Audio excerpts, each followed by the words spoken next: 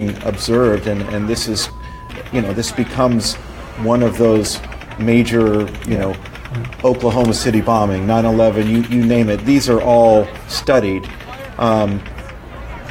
Are other agencies involved in the investigation now? Is there federal? Yeah. Is the FBI involved at all? Initially, they will be, but as the motive comes out, as the history of the person comes out, then they'll whittle down who all is going to take over the investigation. Metro will be the lead on this. If it turns out that this guy just snapped and decided he was going to kill a bunch of people, then it's going to be a mass shooting homicide investigation. Mm-hmm. I'm reading a tip from a friend in law enforcement who tells me this man, Stephen Paddock, 64 years old, has an extensive criminal history, so he's been on the radar of law enforcement for quite some time. I keep getting this, this is Las Vegas for you. I keep getting so many tweets and messages, Facebook messages. How do we donate blood? So City of Henderson is saying, and you the same? Yeah. And I'm sure LaToya the same. United Blood Service is asking those who want to donate to go to bloodhero.com. bloodhero.com, or you can call 877-UBS-HERO. But bloodhero.com, and that will get you where you need to go to donate blood. And we thank so many of you tonight. The sun has not come up, but we are feeling your light by way of you stepping forward here in the darkness of the situation and the darkness of night, saying, where do I go to help? How do I help in Las Vegas? And we thank you. We have heard you, and hopefully that information that you've been asking us for got to you, and you can channel that into some help. And a lot of people certainly will answer that call. I've been getting a lot of people just, again, curious about who's safe, who's not safe. And so Facebook has activated the I Am Safe feature. As your friends start to get up on the West Coast, on the East Coast and on Central Time, make sure you check in again to Facebook I Am Safe feature. That way a lot of people will know, because a lot of people are just now waking up to this. They had no idea that any of this happened, and they started thinking about all the people they know in Las Vegas that could have been impacted by this. So just make sure you let people know that you are okay. I've had no less than 10 friends from all over the country say, are you okay? Are you okay? Were you there? I keep updating this because we know that the sun's going to come up here in 2.5 hours or so, 3 hours, and we know that Clark County School District, they have a conversation on hand. They just tweeted out once again that Clark County School District is offering help from counselors today to people and properties on the Strip impacted by the mass shooting. So counselors within the school district, I'm understanding from this messaging from the school district here, I believe the 5th largest school district in the United States, if you're watching us from out of town, they are sending all of their counselors that usually are helping kids out in our schools down to places like the Thomas and Mack, down to places where people are still sheltering in place in the Las Vegas Strip. And so the help is beginning to come. Another update, as many as 50 patients just at UMC Trauma alone, we're understanding. Sunrise Hospital has several patients, Desert Springs Hospital, many patients. We continue to try to get you the numbers because we know so many of you are watching at home, you're watching in hotel rooms, or if you're out of town and you have a family member here in Las Vegas and you're watching online, you're wanting to know, give us some numbers about some people. And the best we can say is that it's a very general number. And in fact, Sheriff Lombardo said, I'm not going to give you a number because we're busy down here taking care of these people. So the best we can tell you is more than 100 injured, more than 20 dead. And but they're sadly, in the hospitals. I'm sorry, Reed, but sadly from the people that we've just been talking to tonight who were down there on the ground, they have told us they think those numbers are very conservative. Very. We certainly hope that's not the case. When you talk about UMC already being, a trauma center and being inundated anyway, that's a lot of stress. That are on our doctors, our nurses, our law enforcement, when you're talking about people coming from all over, and we still have a city that has other people that are sick and other tenuous situations that may be happening as far as crime goes. Can you speak to that, Phil, about how they handle that when we already have a city that has a lot going on, and then you tack on something so massive as this? Well, what they're going to do right now is they're going to prioritize all the calls for service that come in. And unless they're a life-threatening emergency, they're just going to be put on hold. If you're calling to report a burglary or if you're calling to report that your car was stolen, you're just going to have to wait because there's officers are so focused on what they have to do right now that those lower priority calls are just going to have to get put into a big pile of, we'll get to you as soon as we can. And so the message is, be a helper. My goodness, if you're out on the roads, pull over, let emergency personnel through. If you're inclined to go out and act crazy, just stay in your home and be a peacemaker, because our law enforcement, our medical personnel, now our teachers who are starting to get to the schools in the next couple of hours, anybody who's a first responder here, they need your help. They need you to be at your highest and best, so that the people who really need our attention, the wounded, the families who are traumatized, the police who are investigating, the paramedics, the surgeons who are no doubt in emergency surgery, one person after the other person after the other person, they need our highest and best that we can give. And so the call out today, tonight, and into the morning is just be a helper. Yeah. Be a helper. Yeah, and be kind. You know, be kind. There's going to be a lot of frustration. Family members are going to want demand answers, and they're going to only be able to get a certain amount of their questions answered because it's just too early. There's just nobody knows how many people for sure are dead. Nobody knows how many people for sure are wounded. The people that are wounded, do they have identification on them? Are they able to tell the medical personnel their names and where they live? And do you have family? Because one of the first things the officers and medical personnel ask, is there someone we can call for you? Who can we call to let them know that you're okay or that you're going to the hospital? A lot of these patients won't be in a position to be able to respond to that.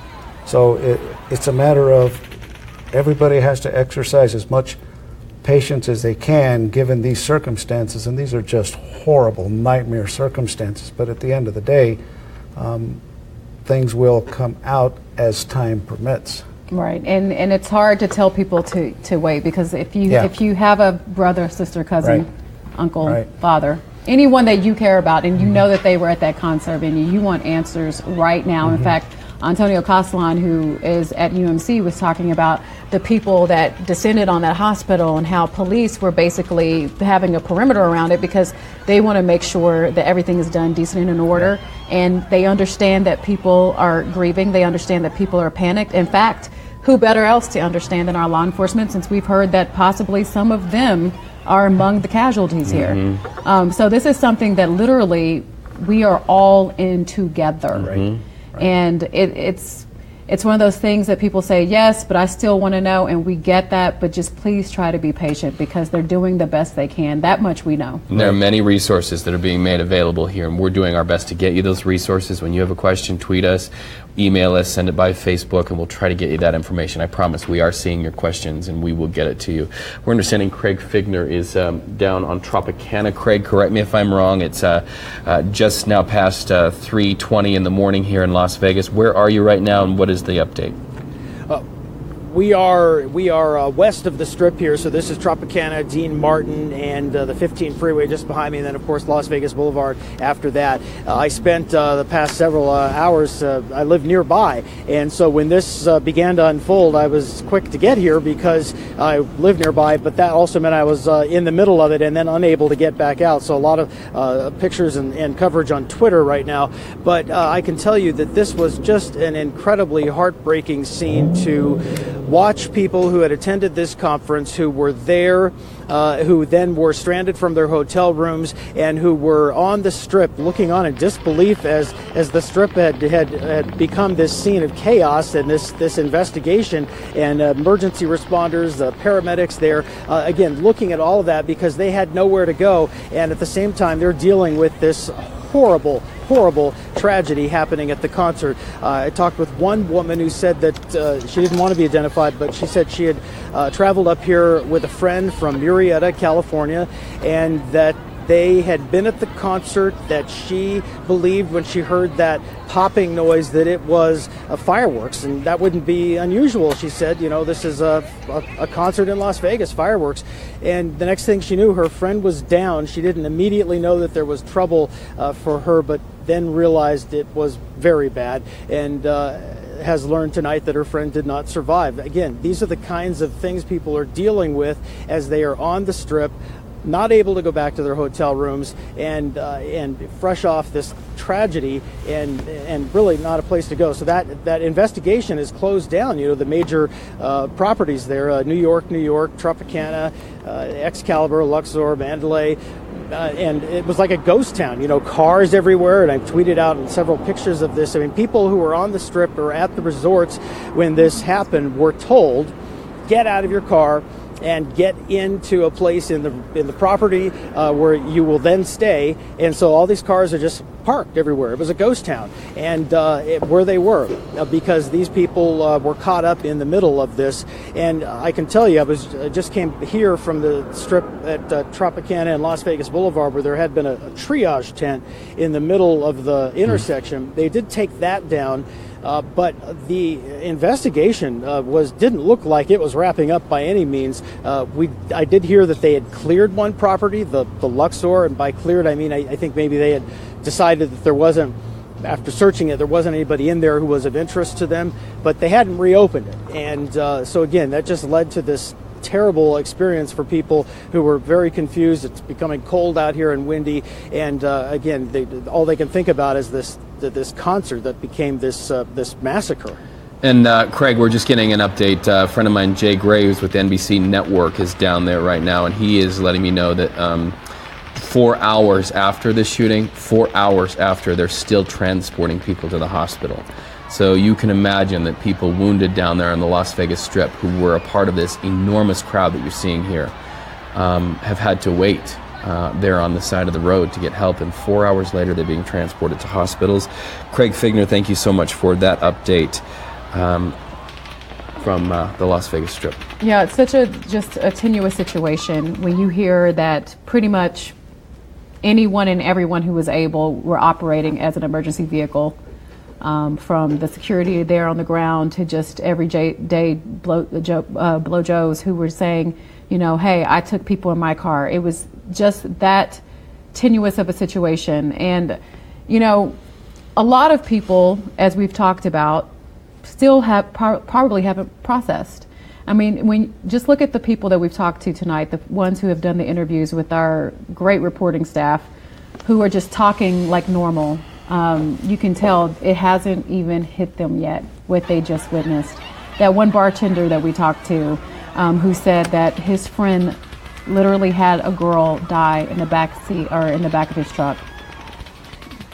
It's just overwhelming to think about what regular everyday people were called to do last night. But they rose to the occasion, time after time after time. We heard from that one reporter who's here for a wedding, who says that strangers, complete strangers, were like, hey, we're going to help you. We're going to help you get out of this situation. She's not from here. She had no idea where she was. She didn't know what was going on. At first she thought, is this real? Is it not real? And strangers came to her aid and said, okay, we're going to make sure you get out of here. So, you know, if there's any silver lining, it's that regular, everyday people stepping up to do extraordinary things. And this is far from over. As we know, there is still a person of interest. You see her right there, Mary Lou Danley, that police are looking for. They're desperate to talk to her. She is being described as a roommate of the deceased suspect that we know his name is 64-year-old Stephen Paddock, presumably from Mesquite here, not too far from the Las Vegas area. Police wanting to know any and everything they can about him, but they're also wanting to know about her. We're also getting word that a news conference is about to start. Let's go ahead and take a listen.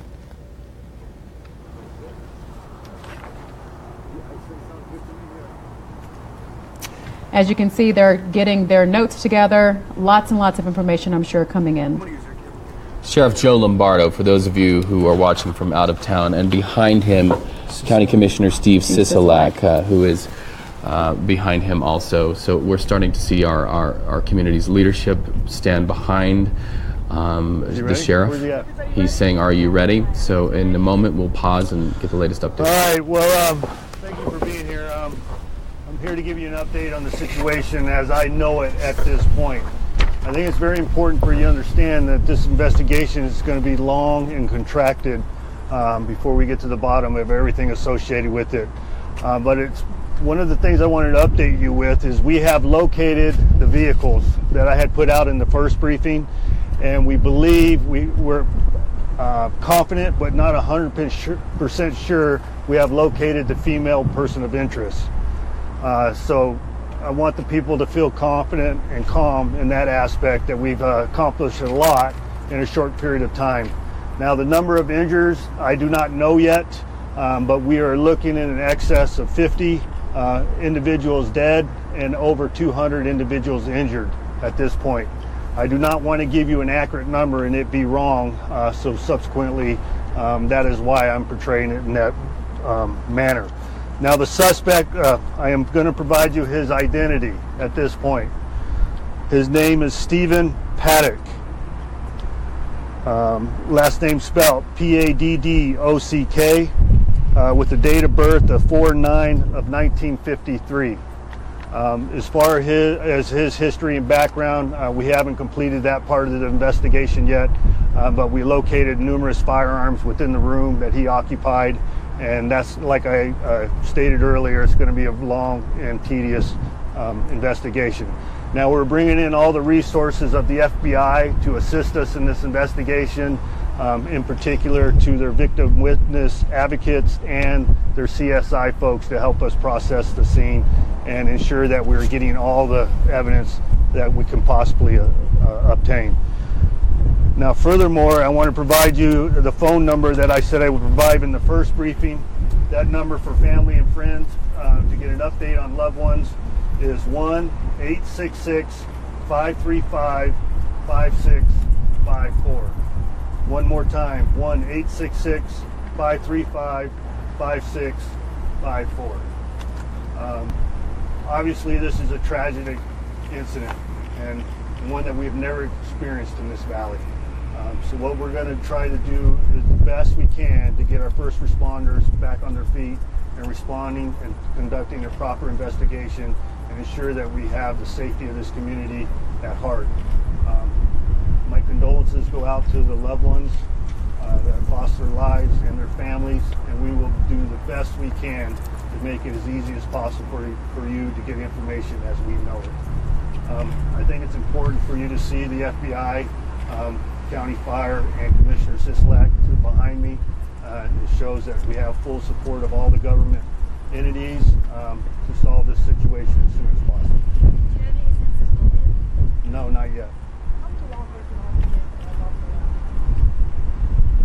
I don't know, because there's some officers from other. So I don't have an accurate number of that yet.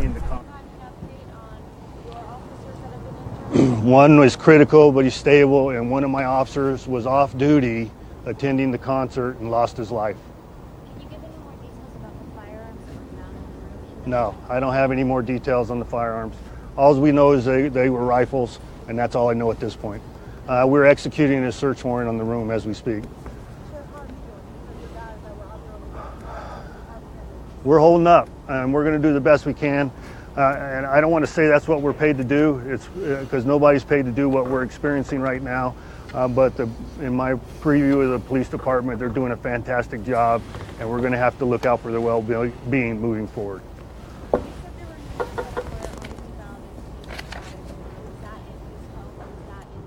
In the room of the hotel. We have officers at his residence.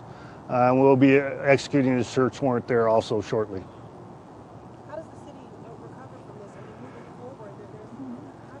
That's a hard question to answer at this point. It's too early in the process, and please give us time so we can do a good job. Thank you, and I would provide you an update on a regular basis at approximately a 2-hour window at a time.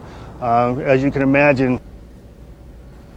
Sheriff Joe Lombardo there painting a picture of what has become a national tragedy, and many people will be waking up to the knowledge that as opposed to our last update, the number of the injured has now doubled to 200. The number of the dead has now more than doubled from 20 now to 50 confirmed deaths. The sheriff offering condolences to the families, but also saying we're still not going to give a very specific count. So as many as 50 dead could be more. As many as 200 injured could be more. And it just is like a kick in the gut, Latoya. It really is. We clasp hands when he said that. And, you know, he couldn't stress enough, this is a long, contracted investigation. They have a lot of work to do, and it could be some time before we know the full extent of how many people will lose their lives because of something so horrible as this. As he mentioned, this is not just a job. No one should have to do what they are doing today. This is something that is going to be a stain not only on the city but on this country. A lot of people all over feeling the pain of what Nevadans are feeling right now. I'm getting text messages from my friends all over the country who are just heartbroken by this. Las Vegas is a beloved city. It really is a little bit of everyone's city. And so a lot of people just are taking this very personal. And he told us that, even in their own department, that they have lost. That they lost one person who was off duty and another officer who was in critical condition. But they still have a job to do, and they're working right now as we speak, executing a search warrant on that room where Stephen Paddock was when this all went down on the 32nd floor of the Mandalay Bay. They also have officers at his residence awaiting a search warrant so they can find out more about this person. But what they did tell us that they know is that he had several firearms, which is not a surprise, I'm sure, to any of us. And also a big development, I believe, is that they've located both of those vehicles of interest that we've been posting all morning here, and that also they're confident that they may have located this Mary Lou Danley. That is huge. Phil, speak to that. Well, I'm just my mind is just boggled right now at the number of people that are dead and the number of people that are injured, and it's going to speak to what in the world was the motive behind this, and she's going to be key to it. She's the one that's going to be able to articulate to the detectives what happened, why it happened, and why didn't she say something about it. And that's going to be critical. It's just unimaginable. I mean, I just can't. I can't wrap my head around this. And you've done this for 33 years in this 33 town. 33 years, and I'm just blown away by the statistics. The number of rounds that this guy had to fire to be able to have killed and injured that many people has got to be just in the hundreds. I mean, unless he was a expert sniper and marksman and made every shot count, I can't see that being the case. It's I'm almost out of words. Yeah, and I'm sorry, go ahead, Reed. Well, we're beginning to see the reaction from all over the world. We understand that the President of the United States is being briefed right now. It's 6:42 in Washington, D.C., so we are awaiting a statement from the President of the United States. We're starting to hear from members of Congress about this. And then also to the point that Las Vegas is really an international destination, an international city. UK's Prime Minister just tweeted out, the UK's thoughts are with the victims and the emergency services responding to the appalling attack in Las Vegas. Appalling because of the hate. Appalling because of the casualties. 50 plus dead, 200 plus injured. And the full force of the FBI now here in town, victims advocates here in town. Something I want to punctuate, because we have to remember that there are so many people in hotel rooms right now watching, and they're scared. There are people who are watching online and on television from all over the world who have a family member who came here to Las Vegas for this weekend. There is a phone number, and we're going to do our best to put this up throughout the morning and throughout the day. But you can call, and you can be counted, and you can make the effort to get information. Here is the phone number. Take it down, and we'll also post this on our social media sites and as well on our website, news3lv.com. 1-866-535-5654. I'll say it again. 1-866-535-5654. For everybody who is at UMC, and we're understanding as many as 50 patients in the trauma center there, at Sunrise Hospital, many there, Desert Springs Hospital. There are crisis and trauma people there who are taking down names, if people can talk, who are looking for IDs, who are taking down names. And the very function of doing that is to get word to loved ones who are waking up this morning saying, hey, my loved one happens to be in Las Vegas, and I haven't had a text message and I can't get through. So that's the number that you need to call. You may not get the information right away, but you can be counted. Behind Joe Lombardo, we did see the FBI, we did see County Commissioner Steve Sisolak, and throughout the day you're going to see Las Vegas respond to this tragic incident, and it's very safe to say now, Phil, this was a mass casualty incident in Las Vegas. Yeah. Mass casualty. It's unbelievable. The level of destruction, the level of death here, it's just unheard of. It makes me really wonder what possessed this guy to do this horrible, horrible act. And it's really going to boil down to the investigation of the room that he was at, his home, his family, his friends, and in particular this friend of his, Mary Lou, that was with him and described as a roommate. She's going to be key. She's going to be key to this entire investigation, and hopefully she'll be of the mindset that she's going to tell everything that she knows about this, whether it ends up costing her her freedom, whether she gets charged or not. It's just crazy. And one of the things I thought was also very telling too, the sheriff still not wanting to hunker down on the numbers. Right. Still saying we still don't know yet. Yeah. So this could be even worse. It could be. The next time we talk to them, and they're promising, and I believe they'll hold up to that, to update us every couple of hours. They've done a pretty good job. I'm amazed at all the information they've been able to give us thus far, that number could grow. Yeah, and especially with the type of weapon that was used in this particular incident. High-powered assault rifles can cause so much damage to the human body that they get to the trauma room, and trauma surgeons do the best they can, and it's just not enough. So of those people that are going through surgeries after surgeries, I expect that many of those won't make it either.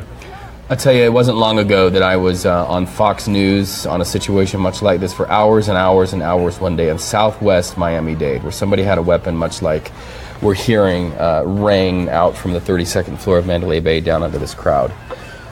Semi-automatic weapon, automatic weapon, whatever you want to call it. This is a weapon of destruction. Yeah. And oftentimes you hear in the gun discussion, well, you hear many things in the gun discussion, but on that day, I'll never forget, I heard Miami-Dade sheriff say, these kind of weapons don't belong in the hands of your average, everyday citizen. Right. And I've actually heard police officers who were out there on the front lines saying, why would somebody need a weapon like this? What is the sentiment in the law enforcement community about access to this type of weapon? Well, as these incidents continue, and they will continue, the pulse of officers that I know are exactly that. What can we do to stop this? Because physically, there's nothing you can do. It's the mindset of someone who is exercising their right to have these types of weapons, and then decide for God knows what reason to just go out and start killing people. Many officers are gun enthusiasts. I mean, I suppose the people And are would very say- much for gun rights. Yeah, right. Very much for gun rights, but at some point, there's a reason why you have to be licensed to own an automatic machine gun. There's a reason why you have to put in an application to get a suppressor. And those reasons are not everybody should have them. If you've got the money to pay for an automatic weapon, then I guess you've got the money to do that, and you can have it. But where you stop something like this, it's just so hard to say. I mean, these weapons are out there. I tell people all the time, gun control advocates, if every firearm manufacturer stopped making their guns today, there'd still be more weapons out here than there are citizens in the United States. And just to the accuracy that this guy apparently had, I'm really wondering about his background. Yeah. Usually, you just don't see someone be so successful at something Right. so heinous as this. And what are you thinking? Are you thinking that maybe this is, someone that is not just trained, someone that didn't just go and practice at the shooting range for fun every, couple of weeks? I want to lean that way and say that this is this is more than somebody who can, shoot a deer at 200 yards. Right. Because this took a heck of an effort to hurt this many people, kill this many people. I'm thinking, as this information develops, he was probably a very accomplished firearms enthusiast and was very well versed in the weapons that he used. I want to stop short of saying that he may have had actual training that would be consistent with the military or law enforcement without knowing anything more than that, but that's the first thing you think of is, man, this guy knew what he was doing, and he did. Well, something tells me the fact that they're at his house right now, the fact that they're searching that room right now at the Mandalay Bay, we're going to learn a lot more in the next couple of hours or so about who this guy, Stephen Paddock, was, why he was here, why he chose this crowd. I mean, there's so many things that you could ask, like, was this random? Did you just think, oh, there's a big group of people here, so let me do it now? Or did he have some type of political agenda, some type of social agenda? What was he after? And that's a very good point. I'm just racking my brain myself over that. Why, if you're going to open fire and want to kill a lot of people, why do you want to do it to people listening to a concert? I mean, if you have an agenda, if you have a political agenda, a religious agenda, or something like that, why pick on these people here versus the ones that you have a dislike for? I mean, if this is a hate crime, which, by definition, it's a hate crime, but we don't know that for a fact. We don't know that he just snapped and said, I'm just going to go kill as many people as I can just because I want to and because I'm able to. Right, and you're the expert, but I would like to think that if you attack a country festival, this was a very specific crowd. I know that our former colleague said that there were people from all walks of life that were there, but country music fans have a certain type of audience, and so I wonder if that played into it. Just like if he hit up a hip hop concert, there's a certain demographic that are there. So there's so many things that we just don't know about this man that we desperately want to know, because when you see a monster and you see something so horrific, we all want to know why. What pushed him to that? Why? And what we can do is recap, and we're going to do this as we wait for the sun to rise on Las Vegas. We're going to go back and sort of recap what happened if you're just now joining us, or if you're a shift worker who's just getting up and tuning in. Right after about the 10:30 hour last night, at the end of a Jason Aldean concert, Route 91 Harvest Festival. It was taking place in a large lot across the street from Mandalay Bay on the south end of the Strip, one of the last major strip resort properties on the south end of the Strip. In fact, the last major strip resort property down there on the south part of the Strip. Right across the street is a venue that's often used for concerts, and that was what was happening tonight, 10:30 tonight. All of a sudden, rapid-fire automatic weapon rang out. And this is a map to just show you kind of what area we're talking about. 10:30, end of the concert, 12 to 15 seconds of sustained automatic weapon type gunfire. Here it is.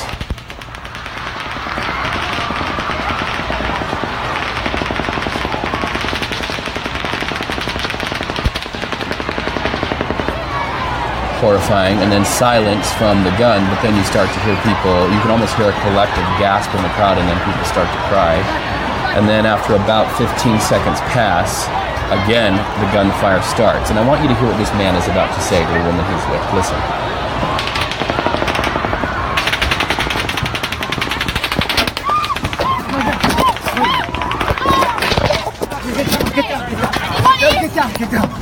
Get down. And from there we understand that the crowd just began running.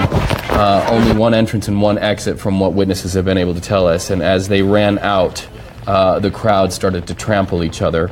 We don't know how many casualties will be attributed just from people being trampled, but families down there for this family concert are reporting to News 3 that they started to tear fences down, to tear barricades down, to tear bleachers down just to try to get out of there. They ran across the Las Vegas Strip to McCarran Airport, which put their planes down. Phil, you were saying that gunfire like this could have actually hit a plane engine and brought a plane down. Sure. And so you had hundreds of people From there, people started to identify the wounded. In fact, many people said that they had gunfire ricocheting as they ran at their feet. They saw people dropping to their left and to their right. And then people began to do first aid, triage, right there in the Las Vegas Strip. One witness said, I saw somebody doing CPR in the back of a truck. Another witness, a bartender, said, somebody's daughter died in the back of a truck being taken to UMC tonight. And that was how this all started, around the 10:30 hour. I'll ask Latoya and Phil to fill in any details that I may have left out, but that is the genesis of this night that started and why we've been on the air so many hours and why we'll stay here. Exactly, and it really put Las Vegas Strip on lockdown. And think about how massive that is. The Strip is huge. The property's massive. The Mandalay Bay alone, thousands and thousands of people there. But law enforcement acted pretty quickly, and they knew very quickly that this was coming from a perched advantage on that 32nd floor there at the Mandalay. They rushed that room. That suspect taken down at some point. They haven't explained exactly how that happened, but they did tell us that they used explosives to get into that room. That suspect, 64-year-old Stephen Paddock, no longer with us. He was put down. They also learned that he was not alone, that he at least had a female companion, Mary Lou Danley. She's an Asian woman that we've been showing all night, but they do believe that they've contacted her, and they're confident that they've located her. They also located 2 vehicles of interest. A lot of fast work being done. At the same time, FBI being called to assist them. CSI on the team. As we speak right now, they're executing a search warrant on that room in the Mandalay Bay on the 32nd floor. They also have officers in place at his residence, at Stephen Paddock, the man you just saw, at his residence. They're working on getting a search warrant, but something tells me they'll get that pretty quickly too, Phil. They also, what I think is interesting in this is that as people rush to all the different hospitals, as you mentioned earlier, UMC at capacity, Sunrise at capacity, people taken to Desert Springs, they're very tight-lipped on the casualties. They're not going to be firm on them. And I think that's one of the most tragic things. We heard from that one bartender who was there on the scene that was ducking for cover, that he thought that 20, which was the number we were given, that we thought was just absolutely horrible. Mm-hmm. He thought that there was no way it was only 20 people. Yeah. Now we know 50 are dead. From the accounts of just hearing from the people who were there on the scene, and the fact that Sheriff Lombardo will not stand firm on that 50, that number likely to increase. Now we know that the injured doubled, at least 200 people injured in this situation. As people wake up from this nightmare, what can you tell them about the city that we lived in from a law enforcement standpoint? The fact that they were able to quickly, even though we have this amount of people that have tragically lost their lives, even though we have hundreds of people fighting for their lives, there was a quick response. It was a very quick response, and what happened is when departments train their officers to react to an active shooter situation, the only cause for a delay is that you don't have enough officers to form a team to go after the active shooter. Some agencies are only able to put together a 5-person team. Some can't even put together a 5-person team. But you have to have more than just one officer to successfully initiate an attack on an active shooter. In this case, the officers, they formed their team almost immediately. They isolated the floor where the shooter was at. They located the room, and the shots were no longer being fired. So they were able to devise a tactical plan and have SWAT make a dynamic entry and locate this person and ultimately determine that he was deceased. So this is something that will make you sick. Statisticians have now been comparing the worst mass shootings in U.S. history. And Las Vegas now, according to CNN and those who are historians, says we are now at the top of the worst mass shooting in U.S. history. I'll go down just to show you that. First of all, a recap. As many as 50, perhaps more dead. As many as 200 injured, perhaps more tonight injured. The next in this horrible list, 49 dead at the Pulse nightclub. So we have one more dead confirmed than that. 32 at Virginia Tech. We have 18 more than that. Sandy Hook, that horrible, horrible elementary school shooting, 27 dead. We have almost double the amount of dead. Killeen, Texas, back in 1991, 23 dead. Like I say, we are double that and more, and expected for the death toll to go up. So now, at least according to CNN and the historians at CNN who have done a quick check of the rank of the deadliest mass shooting in U.S. history, it looks like tonight that we have the very sad and regrettable and disgusting news to have to tell you that we here in Las Vegas now rank #1 in history for the deadliest mass shooting in U.S. history. Yeah, it's the club no one wants to be a part of, No. and this is something that will forever change people here. Yeah. They're going to think about this. They're going to maybe not feel so comfortable in places that they never thought twice about their safety.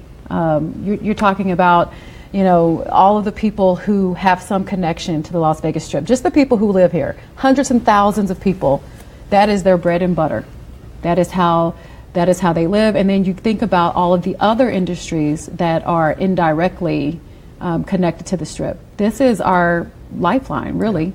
Yeah, and historically, the Strip has been one of the safest tourist areas in the United States.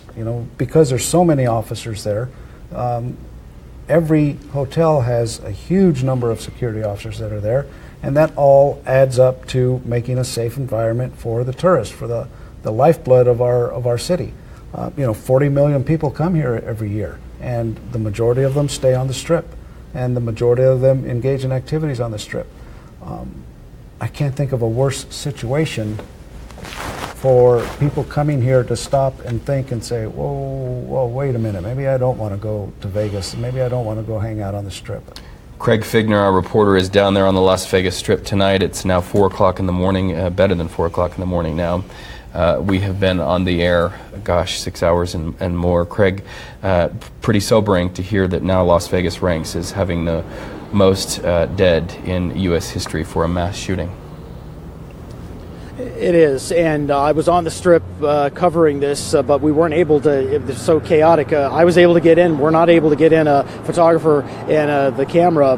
So we've moved now. We are at Dean Martin and Tropicana. This is west of the Las Vegas Strip. I want to talk with Lisa and Carly, both here from Bakersfield, and you were in this terrible tragedy. As you walked up to me, you had also just heard the news of 50 dead at least, and so I ask you, what did you hear? Because this is day 3 of a festive event. First, we heard firecrackers. Just thought it was someone playing a joke at a concert, and then just a few minutes later, we heard the several times. And then people screaming, run, run. So we ran. And then as we were running away, it continued. It did not stop. That shooter just kept doing his horrible thing. And you're running. I mean, you know at this point, this is not fireworks, and this is... Yeah, first we crawled. We had to crawl out, and then we crawled somewhere, and then we literally ran for our lives. You knew you were in danger. I mean, Yeah, because when you hear it, not only could you, it's like you felt it. You would run wondering, did you get hit? You wondered, did you get hit? And your daughter here, you had said that for you, this was like a blur, I think is how you described it. It's all kind of a blur still. I remember people telling me to just get down and stay down, and I didn't know what to do. Yeah, there was a lot of that. A lot of people would tell you, stay here, just stay right here. And then you thought about it. You looked for a place to hide, to be safe. And then as soon as you thought about that, you're like, no, that guy's, because you could hear him coming. He's coming, and we're going to be trapped here and we're dead. So we just kept running. People were trying to knock fences over to get hundreds of people. You said you had friends or family, maybe. Family. They're at the Tropicana. We seen them as we were running, and then we don't know what happened. And so now that property's on lockdown, and where are they? They're in a conference room. They're holding people in the conference room at the Tropicana, and they've given them sheets, I guess, to keep them comfortable. And we're all just waiting to get to our room. And I saw people on the Strip earlier who were, still in shock over and grieving, because I talked with one woman who had lost her friend, and they could not get back to their hotel rooms, and they had nowhere to go. Right. We lost our purses, our money, everything we have. We're in Vegas with nothing, literally nothing. Made it to the airport, and the nice lady Phyllis paid for our shuttle because we didn't have money to take a shuttle to get back to where we need to be, and now we can't even get to where our family's at. So your hotel room, so you're staying at the Excalibur? Yep, we're staying at the Excalibur.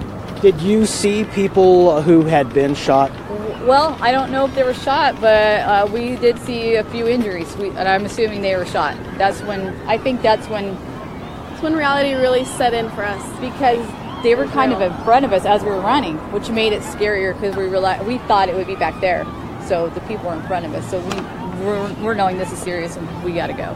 Were people running? Because I saw, literally, it looked like on the Strip there in front of the Luxor property on the Las Vegas Boulevard. People had dropped clothing, dropped things they were carrying. There was blood on the Strip because these were people who had been shot and injured and who were running north to get away from the concert venue. I don't know which direction we ran. I couldn't tell you. I still right now don't know where we ended up. I have no idea. But my sister was in a motorized scooter because she has an injured foot. She had to leave that. She left that, and I don't know how she got out of there on her broken foot. I have no idea.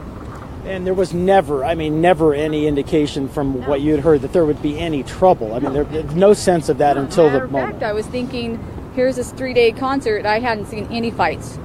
No fights. And then that happened. So I didn't sense anything. Nothing at all. Everything was great. I think we all process tragedy differently, obviously.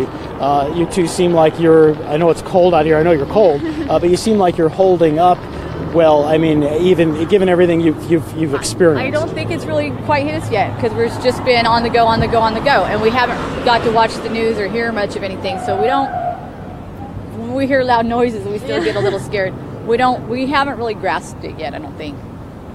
Do you think that there were people there who, as they were running, were, and I kind of asked this already, but who were badly injured?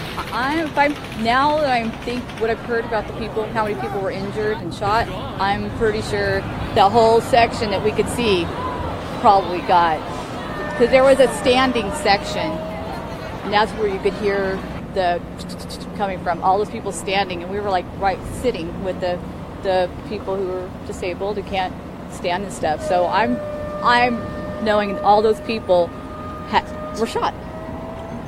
You will go back home to Bakersfield. You were probably going to leave tomorrow, Monday? Yeah, we're checking out tomorrow morning. Yeah.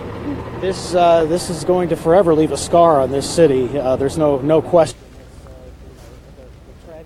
Just it's hard to even think about. It's enormous. When you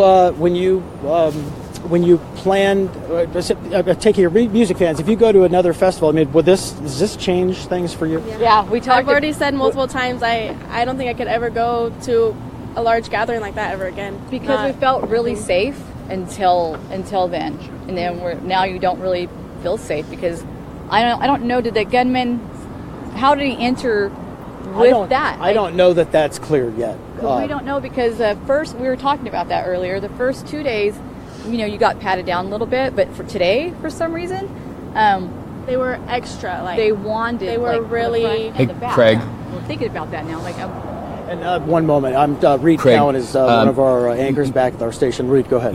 Clearly, there I'm wondering how the gunman got in the venue. You can tell them what we've learned is that the gunman was on the 32nd floor shooting out of a window from Mandalay Bay down into the venue. And for our viewers who are watching this exchange, it just shows you how the people on the ground don't have the benefit of watching television and knowing the very latest updates. But for them, as they explain what that was like at the venue, you can tell them that the bullets came from the 32nd floor of the Mandalay Bay in a room that police actually blew their way into to take out this guy.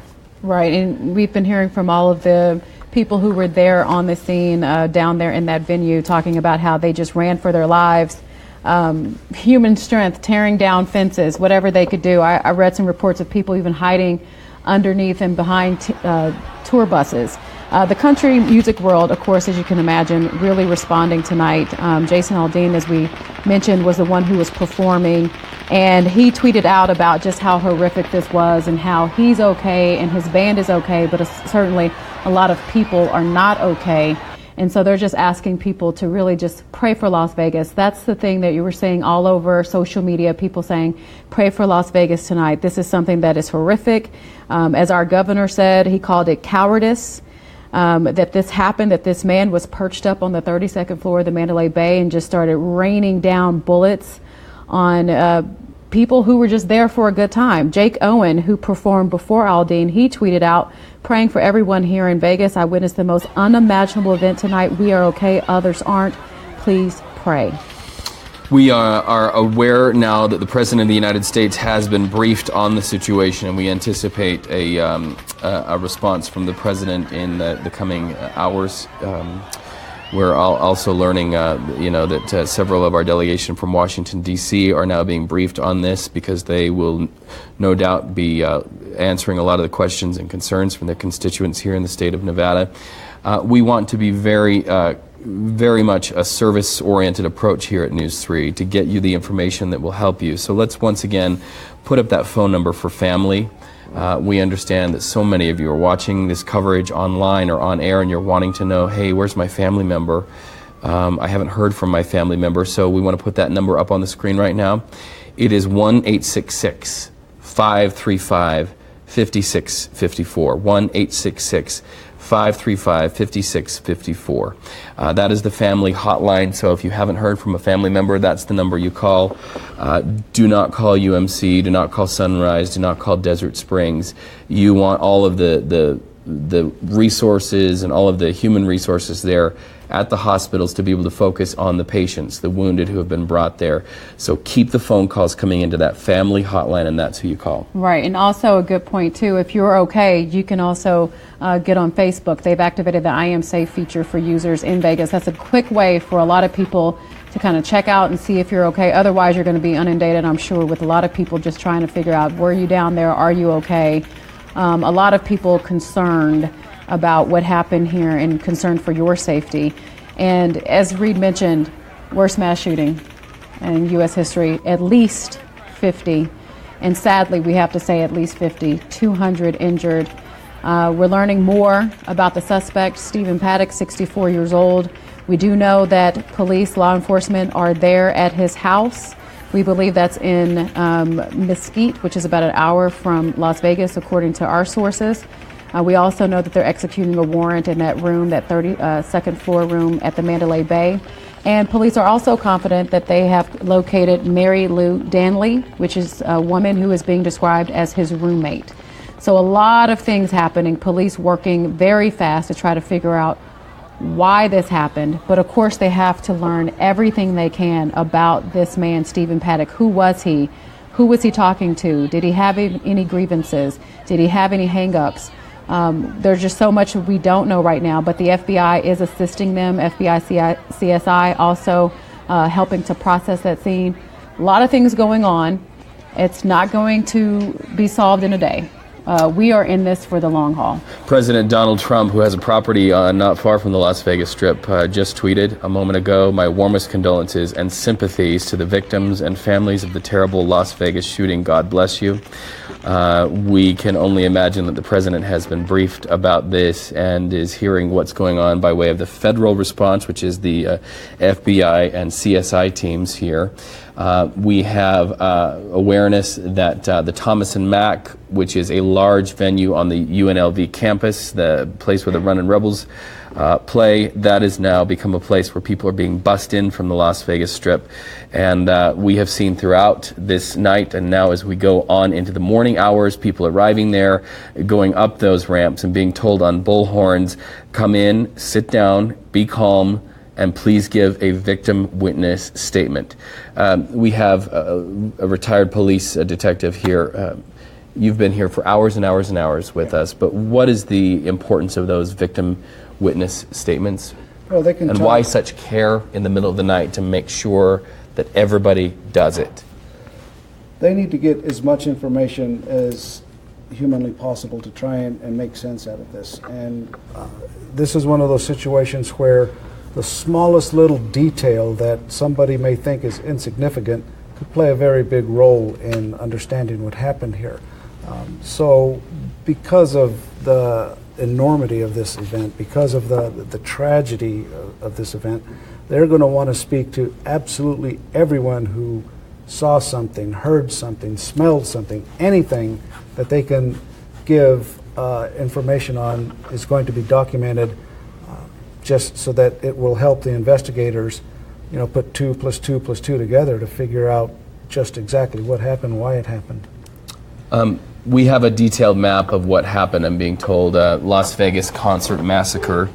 And you can see this right here on your screen. If you're looking at this right now, this is the red line is, of course, the iconic Las Vegas Strip.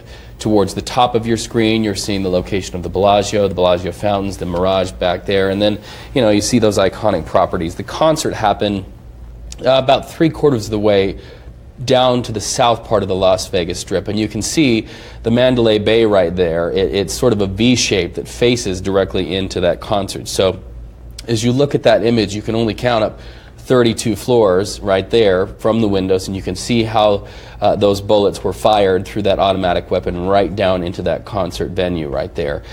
So you can also see just across, and if we can drop the banner for just a second, we want to give our viewers, you see right across from there the airplanes and the private hangars, literally a stone's throw to McCarran Airport. And that's why, Phil, you were saying that's why they stopped flights for us some time and some flight activity there, because the shooter literally could have shot out of one of the windows in Mandalay Bay and taken a plane down. Yeah, with a high-powered rifle, it's very, very possible to have put a bullet into one of the engines, put a bullet into the cockpit. From where he was at, it's very possible that could have happened. Even a aircraft that was taxiing on the private side of McCarran, or even on one of the active runways getting ready to take off. From the vantage point that he had, being so high above the ground, it wouldn't have been difficult to disable an aircraft with a high-powered weapon like that. And thank goodness he did not do that. Yeah. We heard from the witnesses who said, one of them who actually is a person who works at this news station who was there at the concert, saying, at first she got down and she was down low, and then she figured, oh my goodness, if I don't get up right now, I will be next.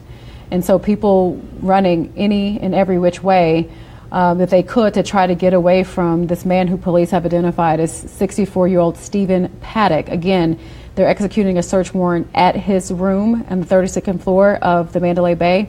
They also have officers at his residence, and they're waiting on to execute a warrant there as well, just to try to learn anything they can. I think, when we look at tragedies like this and things that are just so horrific that are very hard, quite honestly, to wrap your brain around how someone can be capable of doing something so horrific, so horrible.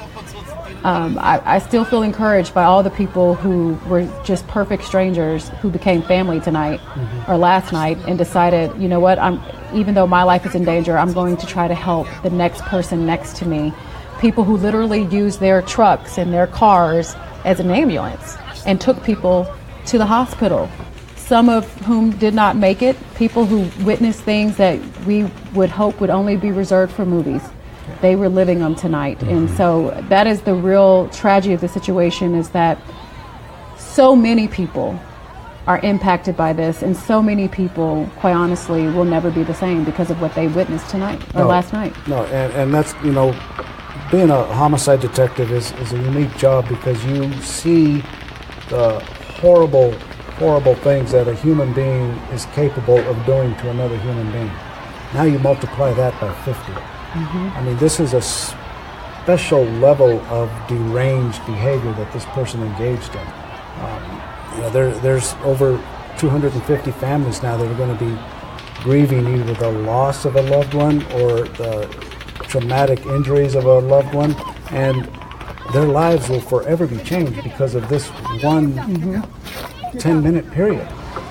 It's mind-boggling the amount of grief and disaster that one person was capable of committing here. And I'll tell you what, our community is responding. Even before the sun comes up here in Las Vegas, Our community is responding. A moment ago, I saw on Twitter a very packed blood donation center on West Charleston, which is a street that runs east and west away from the Las Vegas Strip, and Charleston intersects right down there on Las Vegas Strip. So just towards the mountain to the west of the Las Vegas Strip. Already tonight, before the sun has come up, one blood donation center is packed. I saw a picture in a waiting room, and people are already responding. If you want to donate blood for some now 200 plus people who are wounded, bloodhero.com is the fastest way that you can log on your phone or on your computer and find a place, a waiting room where you can go and donate blood.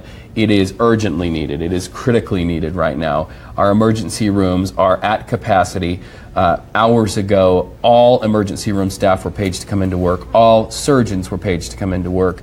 You can only imagine that those surgical rooms are no longer places where one person has surgery, likely multiple surgeries happening at the same time in each emergency room. We're even hearing from Craig Figner, one of our reporters down on the scene, that for a time they had triage stations on the Las Vegas Strip. Who would have thought that they would have had triage tents set up on the Las Vegas Strip? But that is our reality as we await the sun to come up here in Las Vegas, knowing that now we have been ranked as the site of the worst mass shooting in U.S. history here in Las Vegas.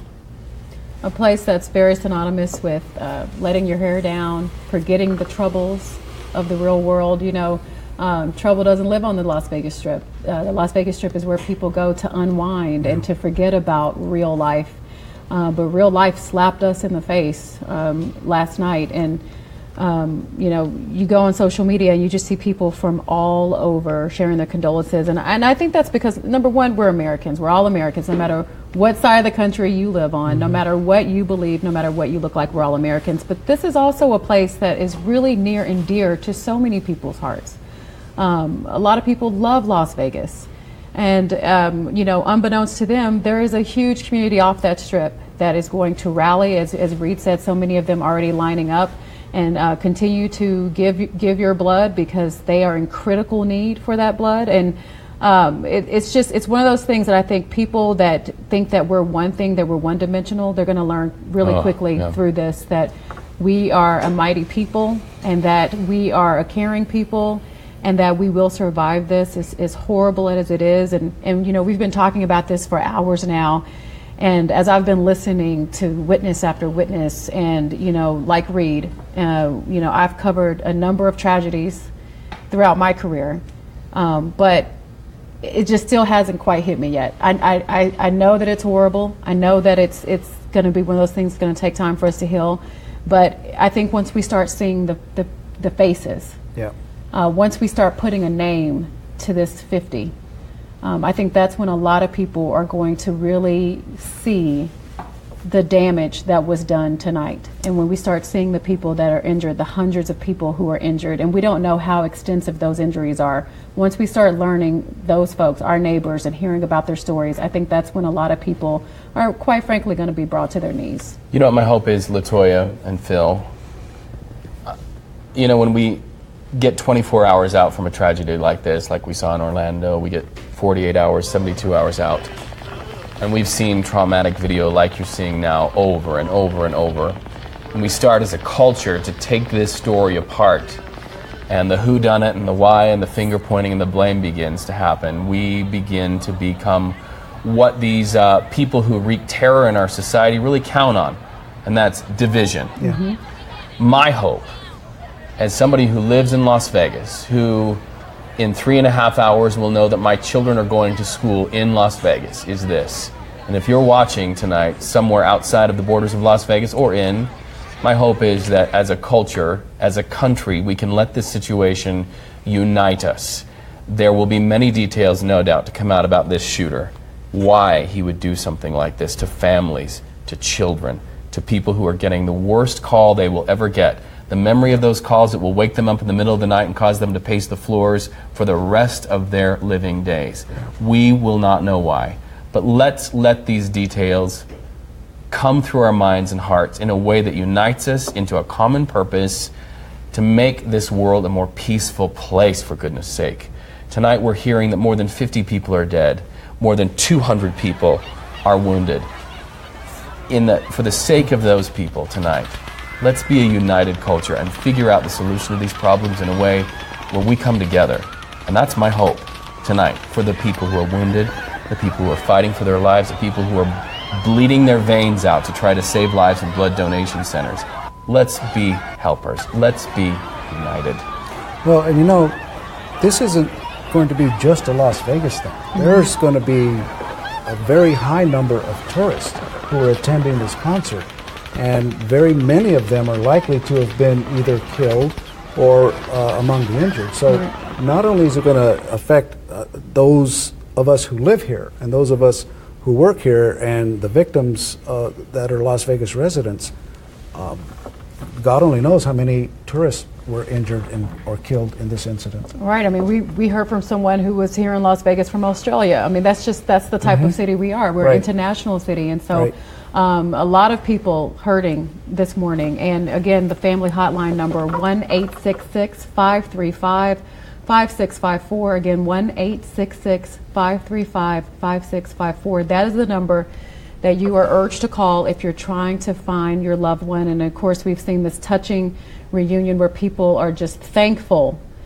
that they're seeing their friends, their loved ones again. But sadly, hundreds of people have lost somebody tonight, potentially. I mean, you're talking about 50 people losing their lives, maybe more. And think of all the people that they know and all the people that love them and know them. And that's the real tragedy of this, is that people will never be the same. And they just went to a concert. And something has to be done. And hopefully this will be a wake-up call, as Reed mentioned, that enough is enough. We all deserve to live. We all deserve to just get on with our lives and do the things that we want to do in this life. And unfortunately, there are people out there who want to stifle that and really strangle the freedom that we have in this country. Yeah. You're watching continuing coverage of a mass shooting here in Las Vegas, the worst mass shooting in U.S. history. You can bet everything that News 3 will continue to cover this throughout the morning and throughout the day. Continue commenting and talking to us on social media. We'll get you the information as quickly as we can, but we're going to go to a break really quickly and we'll be back in a moment. Meeting people is my life. I had to be careful how wide I would open my mouth because I was embarrassed to show my teeth. It was time to do something for myself that was going to be permanent. The Clear Choice one-day approach is making dental implants a reality for people all over the country who suffer from missing or failing teeth. I felt like I was the most important person on earth to them. Bill came in, bad teeth, discomfort, pain. We needed to get him into a smile that he felt confident in. We have expertise that he might not find anywhere else, all in one location. The next day, I had a new smile. Couldn't wait to show some folks. It's amazing what a smile can do for a person. Discover why this is so much more than another dental procedure. It's a true life changer. With over 30,000 new smiles and counting, we're lifting spirits and confidence all over America. Schedule your free consultation today. We'll even talk about financing options. I'm eating corn on the cob. I had the best smile I'd ever had in my life. Call Clear Choice today.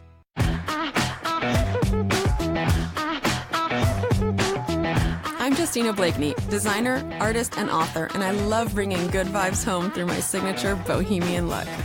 My new collection at Living Spaces is all about bold colors, fun patterns, and natural materials that you can use anywhere. Liven up your style with these unique pieces, available exclusively at Living Spaces. There's an epidemic among adults in Nevada. It's called FOMO, and it's going viral. Chris Jones has more. FOMO, the fear of missing out on your vaccines. Nevadans report a panicky feeling when they realize others are protected from illness like flu. So they're headed to doctors' offices and pharmacies like this one. Dude, I've got to get my vaccines. Avoid FOMO. Frank? Talk to your doctor and get caught up on your vaccines before it's too late.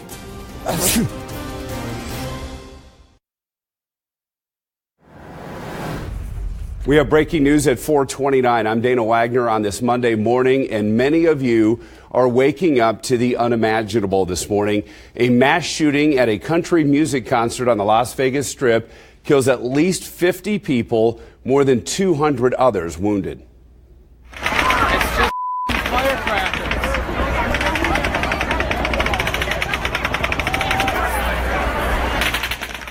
So we have team coverage for you this morning. Kim Wagner will be field anchoring this broadcast. She will be doing that from as close to the Mandalay Bay as she can possibly get. We also have reporters on the Las Vegas Strip. Also at the Thomas and Mack, there's a staging area there as well. But right now, let's go out to Faith, who is joining us live from UMC this morning with the latest on the casualties. Faith, what can you tell us? Good morning, Dana. It is a massive casualty, like you said. We're here at UMC. There is a heavy police presence. A lot of people really concerned, trying to figure out, hey, was one of my family members injured? Is there somebody that I know?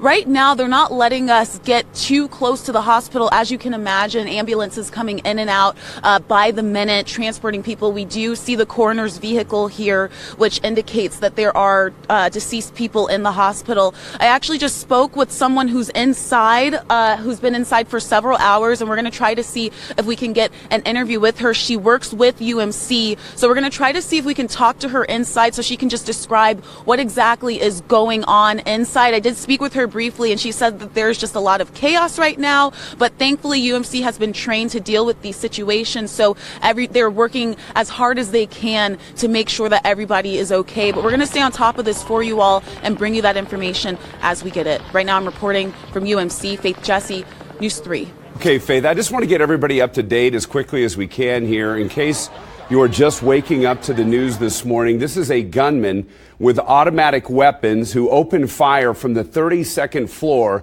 of the Mandalay Bay onto 30,000 concert goers that were here in town for a country music concert. 30,000 of them.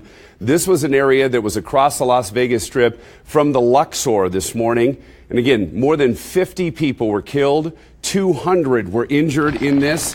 And among the dead, an off-duty Metro officer, another on-duty officer from Metro was critically injured.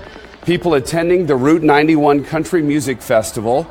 Country music star Jason Aldean was about midway through his set just after 10 p.m. last night when the bullets began flying. Some eyewitnesses say the bullets came raining down on them for about 20 minutes. The shooter only stopping to reload. People were taking cover any place they could find. Police eventually found the shooter on the 32nd floor of the Mandalay Bay.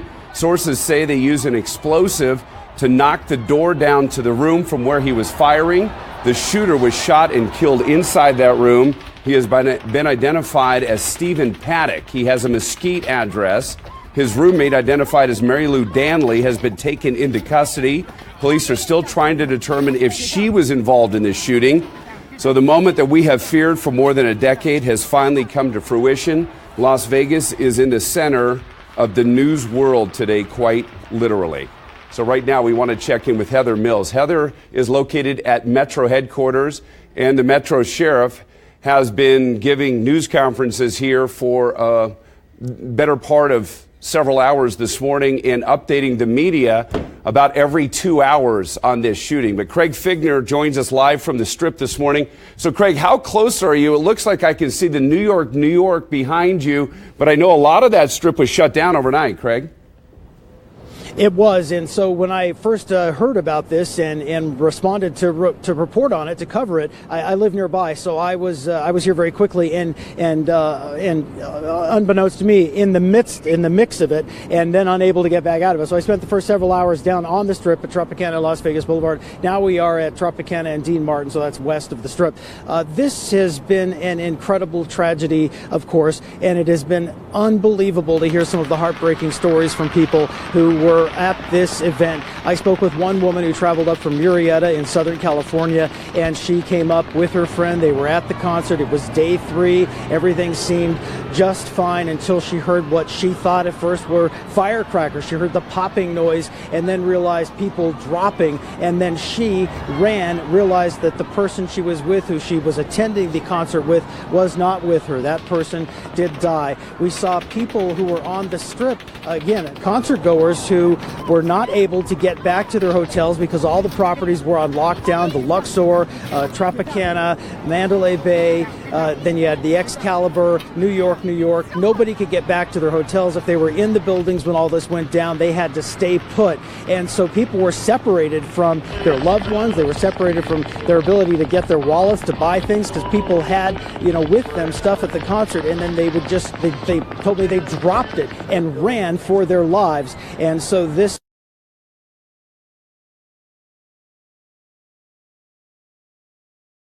yet. I saw in front of the store, there was a trail of blood. I don't mean to be graphic, but this is what the life and death situation was for people on the strip. Blood and clothes and bags and things people were carrying because there was such panic as they ran for their lives. And there was one other couple up here from Bakersfield, and they said that one thing that they noticed as they were just kind of going through processing this tragedy, that there was some metal detectors that were being used and maybe some wanding, but it didn't seem to be very intense, the security, on the first 2 days, Friday and Saturday. But then they said today they were patting people down, and they felt, and when they went in, that there was an extra sense of urgency, or maybe not urgency, but an extra sense of attention, more attention to the security, to the pat down, to the use of metal detectors as people went into the venue. And they did remark on that it was different getting in today than it was Friday or Saturday. And these people, again, the one comment I continue to hear is the simple fact that everybody who was there, that they felt like they had to run for their lives. And we spoke with some of those people live earlier here on News 3. They're just heartbreaking stories when you add to that the death toll now, more than 50, and having talked with some of the people who have lost people. Dana. All right, Craig, thank you very much for that. And we'll check in again with Craig on the Las Vegas Strip. But right now, we want to talk to an eyewitness of this shooting. Dan Ball is a former reporter and anchor from News 3, now lives in the Palm Springs area. But Dan, I understand that you were attending this music festival with some friends last night, and you were very close to Jason Aldean, who was performing at the time when this all rang out. So give us an idea of what you heard and what you saw last night, just hours ago. Well, Jim, we haven't spoken in a few years, but it's nice to hear your voice on these horrible, unfortunate circumstances. But let me clarify. We were actually not there when the shots rang out.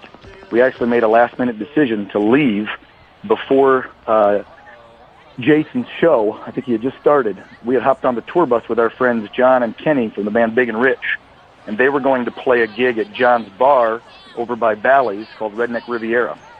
And my girlfriend and I were actually on the stage during almost the entire Big and Rich performance, standing right there where Jason was standing.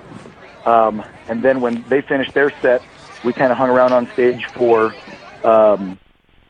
Jake Owen. We watched his performance. I was standing right at the edge shooting video of the crowd and Jake, and went back to the tour bus. And when they were getting ready for Jason's set, the bus was getting ready to leave. And I looked at my girlfriend and said, do we stay and watch Jason, or do you want to head to the bar and watch John and the guys play another set over there? And we literally jumped on the bus as it was rolling out and decided to go.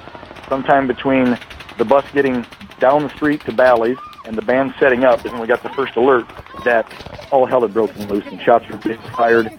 I had talked to JR, John, and he said he got a text from Jason saying that Jason was okay and some of the band members were okay, but they had some of their guests that were on that stage, some of the workers in the back, and then obviously all these people in the crowd, all these innocent victims that were down and dead.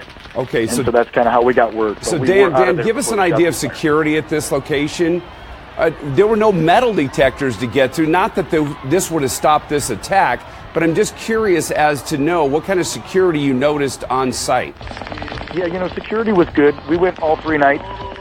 We checked into the main entrance where you had to cross from the Luxor and go into the main gate. They had you pull everything out of your pockets. They were, doing a light frisk on you, checking boots for any weapons or paraphernalia and stuff. And then they had the wands, and they would wand you up and down. So I thought it was, adequate security there. And again, in this situation, it didn't make any difference, Jim. I mean, and how are you going to provide security with all these hotels and thousands of rooms when you have what it appears to be a lone wolf wacko that decides to take a rifle into one of these hotel rooms, if in fact that's going to be the fact. I mean, I've heard from people that were down there, a friend of mine, John Allen, who's a former Palm Springs fire chief, was there with friends. He texted and called me immediately and said that they had hunkered down behind a dumpster, about 10 or 12 of them. They had a couple wounded with them, and then they raced down by the gates by the airport and hid over there. So, and he said he heard multiple rounds. They thought it was coming from different directions. So I know we're hearing it's a lone shooter now, but a lot of people in the crowd are saying they thought it came from different directions. Again, in the mass chaos, who knows? Well, listen, FBI, Metro, they're all trying to figure out the answers to these questions, but you raised very good questions this morning, the same questions that law enforcement have here. But right now, Metro says that they have killed the lone shooter, Stephen Paddock, who has a Mesquite address, a man who wanted a view of the concert from a room at the Mandalay Bay, checking himself into the 32nd floor and unloading with automatic weapons. Witnesses on scene saying that the shooting was nonstop for about 20 minutes on that site. Dan Ball, thank you very much for joining us. And we're going to take a quick break. When we come back, we're going to go live to Crystal Allen, who's located at the Thomas and Mack Center. Many of the people that were at that concert have been relocated there and trying to be relocated with their friends and family. We'll go live to her after this quick timeout.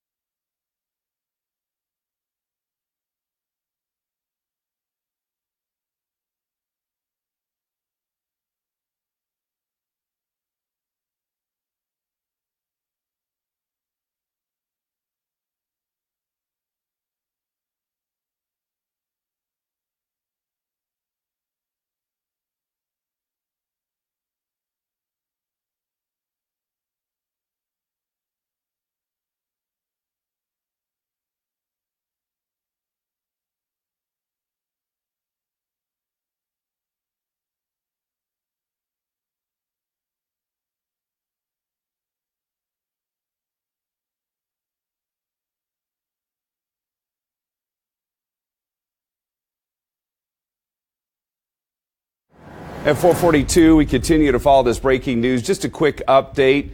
Right now, a gunman opened fire from the 32nd floor of the Mandalay Bay onto a crowd of 30,000 concert goers across the street on the Las Vegas Strip. They were attending a country music festival. More than 50 people were killed, more than 200 injured.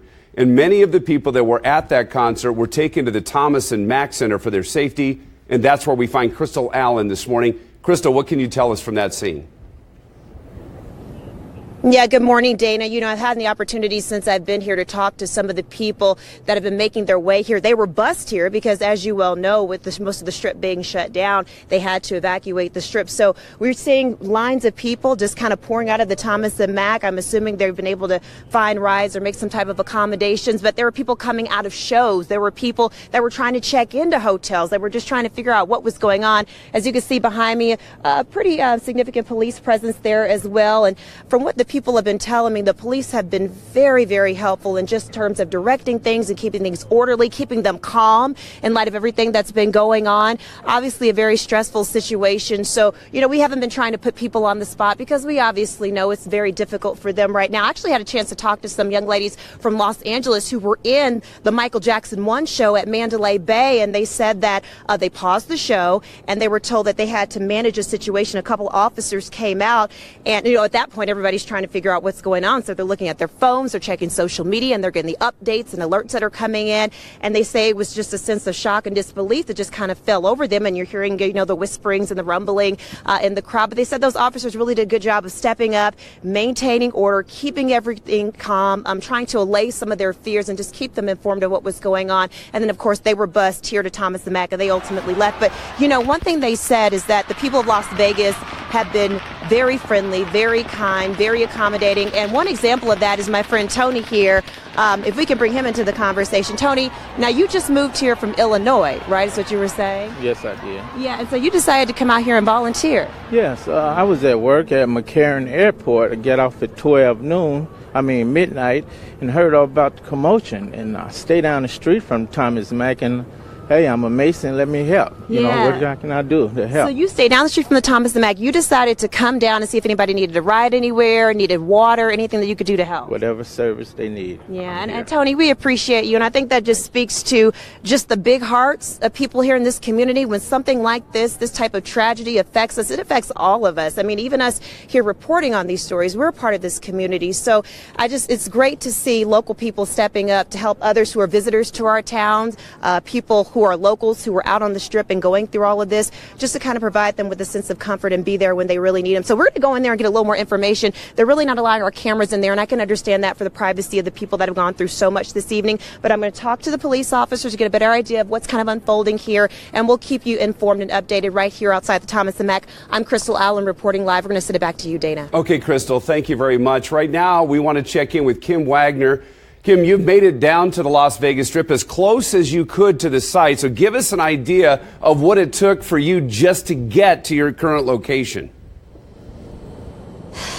It kind of felt like planes, trains, and automobiles. Really hard to get down to this location. Let me orient you for where I am right now. I'm at the Boulevard and Sunset. This is as far as you can go right now to get as close to the site as possible. I did talk with those police officers, and so did Jillian Lopez, our producer, who's out here with me gathering information. They say the best bet right now is to try and go up Frank Sinatra, possibly. But Dana, they're telling me all of these intersections that are closed indefinitely as they continue to gather information. I have encountered some workers from Mandalay Bay, shift workers, who are trying to get to work and just simply don't know what to do right now.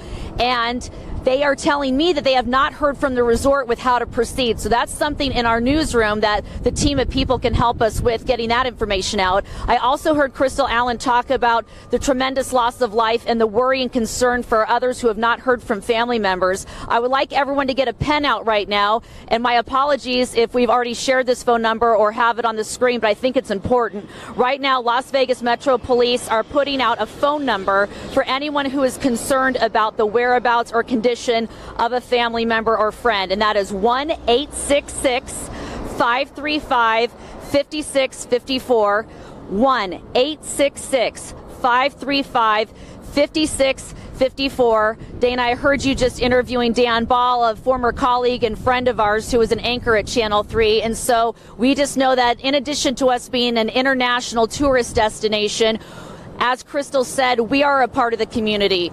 We are Las Vegas, and we stand with Las Vegas at this moment. We recently had the opportunity to travel to Israel to learn about the safety concerns that really challenged that country, and we had a lot of people concerned about our safety as we traveled to the Middle East, saying, are you sure you feel safe enough to go? Well, look what's just happened in our own backyard. I have been checking out the latest reports, and they are dubbing this the worst mass shooting casualty in United States history, and there's just so much more that we're learning about the person who's responsible for this and the possible motivation. So I'm going to actually send it back to you in the studio, but before I do so, to give people a feel for what people were going through out on the scene last night in the 10 o'clock hour, listen in to what somebody said right there on site. So there was a lady who pushed her way forward into the concert venue, into the first row, and she started messing with another lady and told us that we are all going to die tonight. So can you imagine that horrific sound? Are you here with the Review Journal? Could you mind coming in here? Sorry, you just walked into scene. I was going to ask you if you know anything. I just arrived from Los Angeles. You arrived from Los Angeles. What media outlet are you with?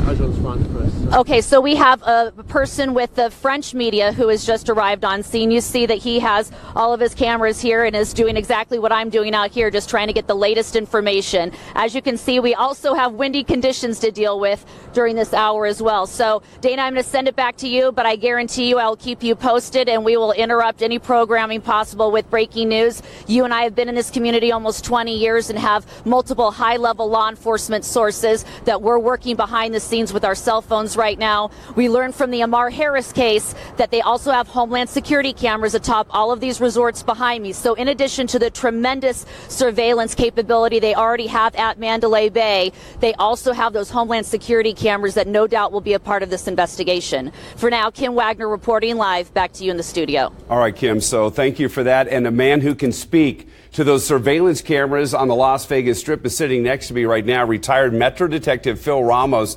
is joining us, and it's been a long night for you, my friend. So first of all, I want to say thank you for hanging out and giving us some perspective. Number one, let's talk about why they have that area shut down. There's not an active shooter. That's it. They believe that the lone shooter was found in that room in the 32nd floor of the Mandalay Bay, shot and killed by Metro officers or another officer, maybe from the FBI or SWAT.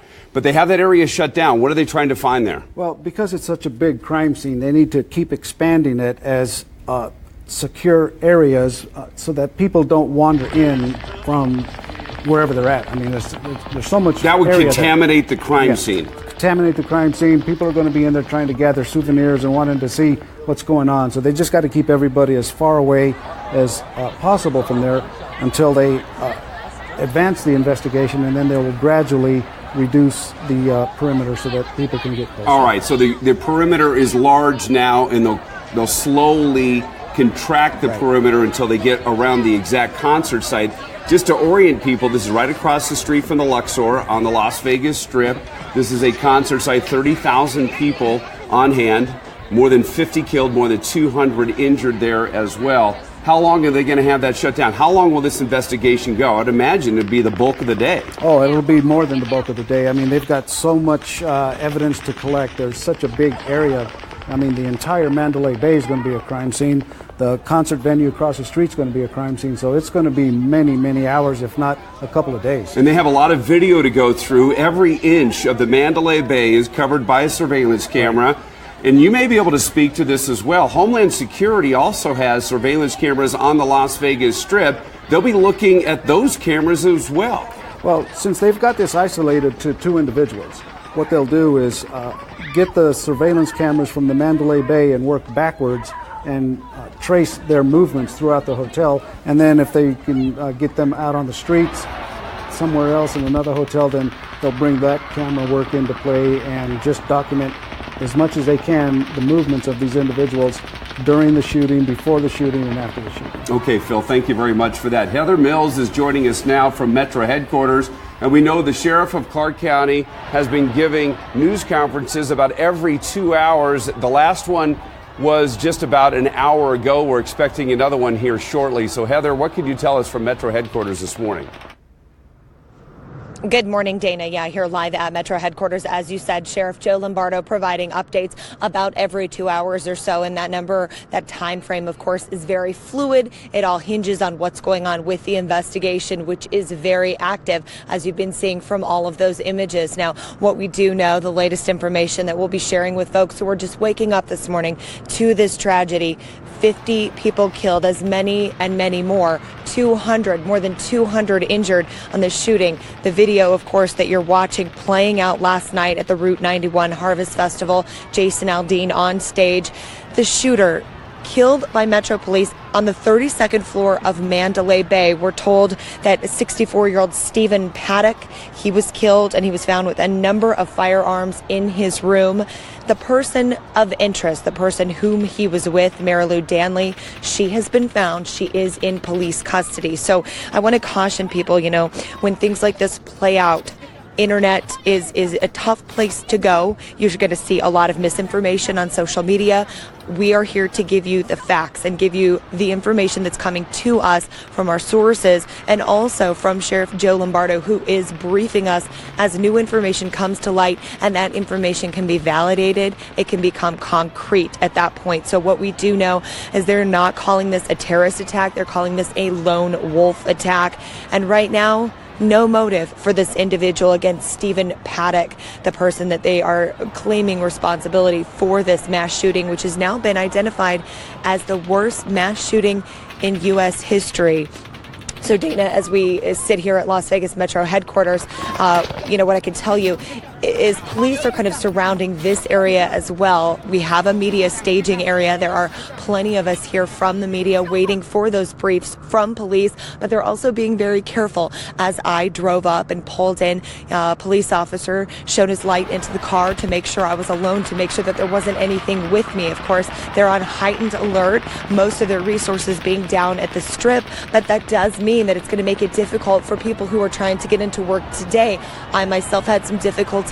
I wasn't able to get on the 15 northbound this morning, which I understand has now reopened, but even the side streets are starting to clog up. People are just trying to navigate their way, filter through all of this, and figure out exactly what is going on. So if you find yourself waking up this morning, you know, trying to deal with this tragedy and also trying to move on as your day makes its way here on a Monday, do be advised you're going to need to give yourself a little extra time, no matter what part of town you're in, because even over here in the northern downtown area of Las Vegas, things are very busy, and there are police kind of sanctioned throughout the city, just trying to keep a monitor on things and trying to keep things calm. So, Dana, I'm going to keep an eye on what's going on here. As soon as we get another update, I will pass it on to you. For now, I'm going to send it back to you in the studio. Heather Mills here reporting from Metro headquarters. Thank you for that, Heather. And by the way, I kind of want to orient people too on the cell phone video that we're watching. That came from one of our viewers, Rebecca Ash, and it looks like she is located in some sort of VIP section for this concert, looking down on 30,000 people who were enjoying the Jason Aldean performance at the time of the shooting. In the background, you can hear the gunshots as people are scrambling for cover. The shooter firing an automatic weapon from the 32nd floor of the Mandalay Bay, located just across the street, only stopping to reload or get another automatic weapon. Some eyewitnesses saying that the shooting went on for the better part of 20 minutes. Tom Hawley joins us here in the studio with more on exactly where this took place. I'll start by telling you that I-15 has reopened, as Heather Mills reported a moment ago. So you do have north and southbound travel going through. That was shut down for a couple of hours there. So the exact location of what we're talking about, this is on I-15 reopened. You see this black traffic flow. That means the Strip is still closed. And probably the south end of the Strip, I would venture to guess, the rest of the day, if not longer, the south end of the Strip will be closed. And so here's the Mandalay Bay, and then it's sort of catty corner over here from where the Route 91 Harvest Festival was taking place. And this is the area that's been known as the Las Vegas Festival Center. It's operated by MGM Grant. So it's kind of catty corner there with a diagonal going across. And that closure, as I mentioned, is going to be throughout the day. We also heard some people confused about how they're going to get to work. I would say the first thing, if you work at one of these properties, is check if they even want you to come to work today, because probably a lot of people, they're just saying stay at home. So you need to find out, if possible, from your supervisor if you want it. We do have that closure on the south end. We're going to get up later and find the north end of it. But this is where Kim Wagner was stationed a little bit ago, Las Vegas Boulevard and Sunset. So, Dana, it's barricaded down there on the south end. And like I said, the rest of the day, the south end of the Strip will be closed, if not longer. Okay, Tom, thank you very much for that. We are joined here on the set by a retired Metro detective, Phil Ramos, who's been kind enough to stick with us all the way through the early morning hours today. More than 50 people killed, more than 200 injured. Right now, we believe it was a lone gunman, 32nd floor of the Mandalay Bay, shooting down onto the crowd, 30,000 concert goers below him. What could you do to stop this kind of lone wolf attack, which is what they're calling it at Metro right now?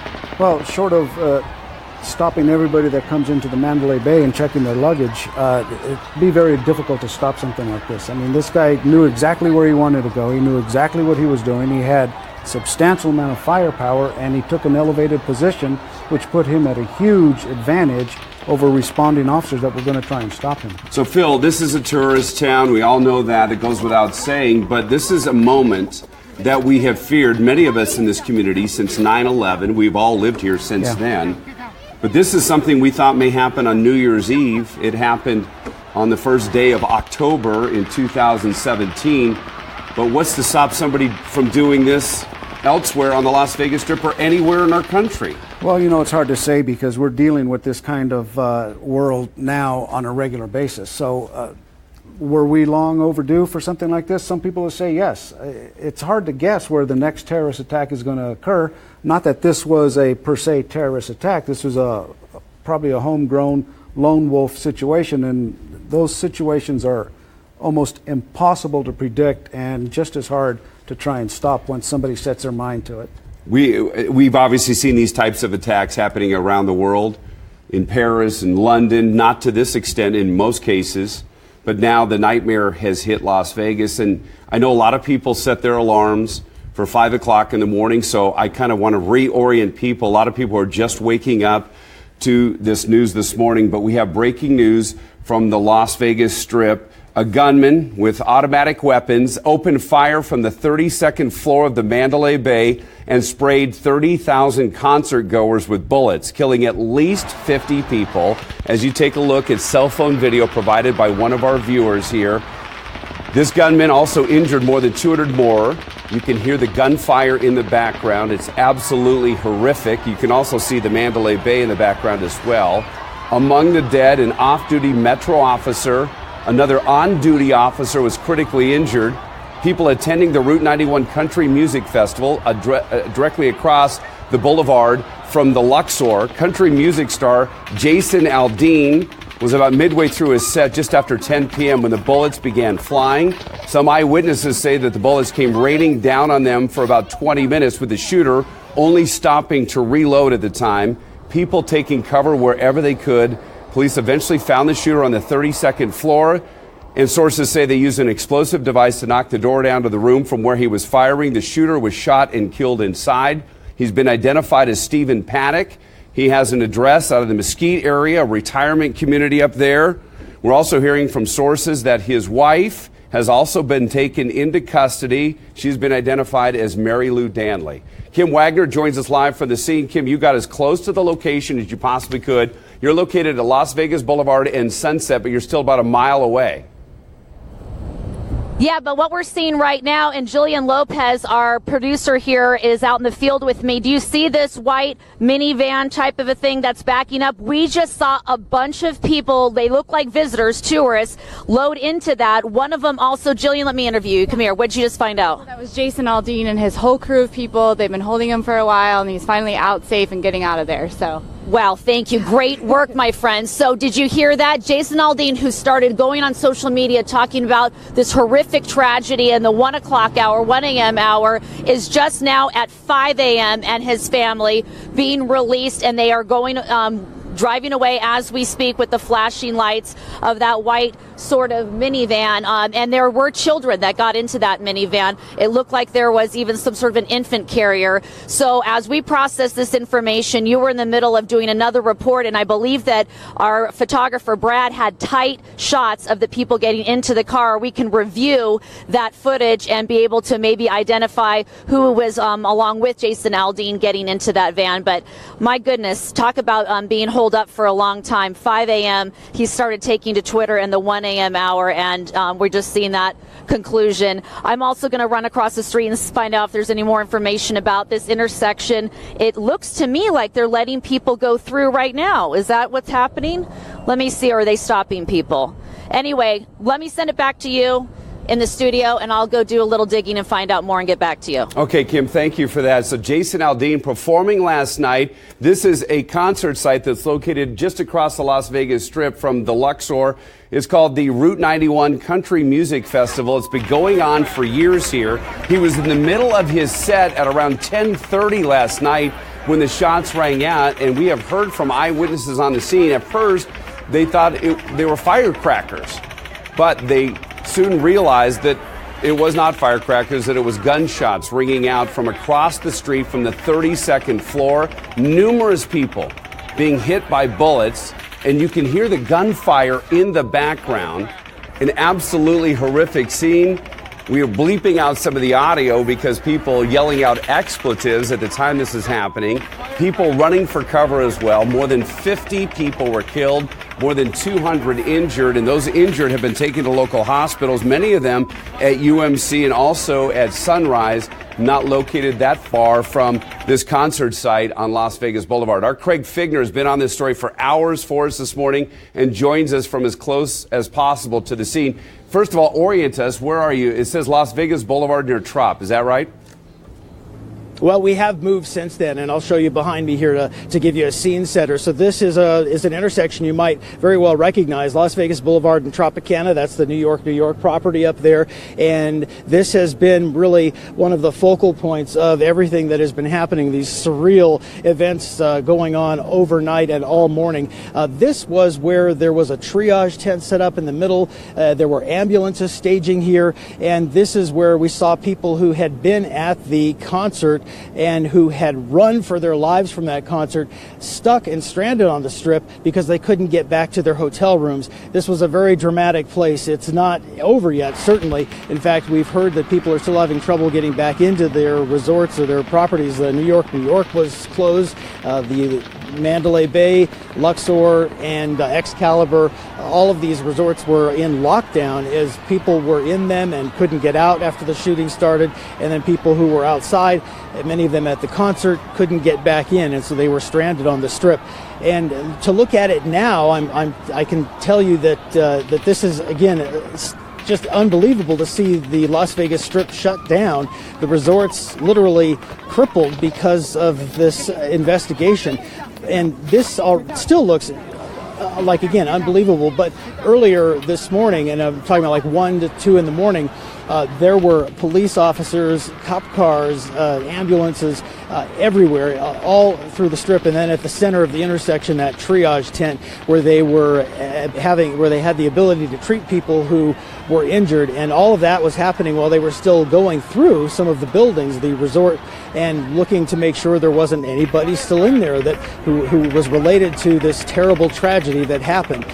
This is all going to be closed here, the Strip, I would imagine, for several more hours. I can just look at this and knowing, how these investigations go, this is not going to be back to normal, at least with people being able to go into the buildings for some time.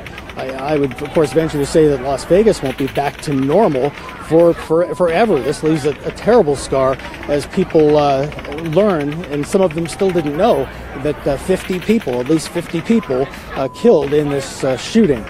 So the investigation here at this intersection is I would say this is still part of the investigation. This isn't wrapped up, but we are seeing more people back on the Strip because they're letting people cross over that bridge there from the Tropicana over the 15, because a lot of people even walked that direction because they had nowhere to go. And they're now letting them back towards the Strip on foot, not with their cars, but once they get here, they're having trouble getting into their hotels.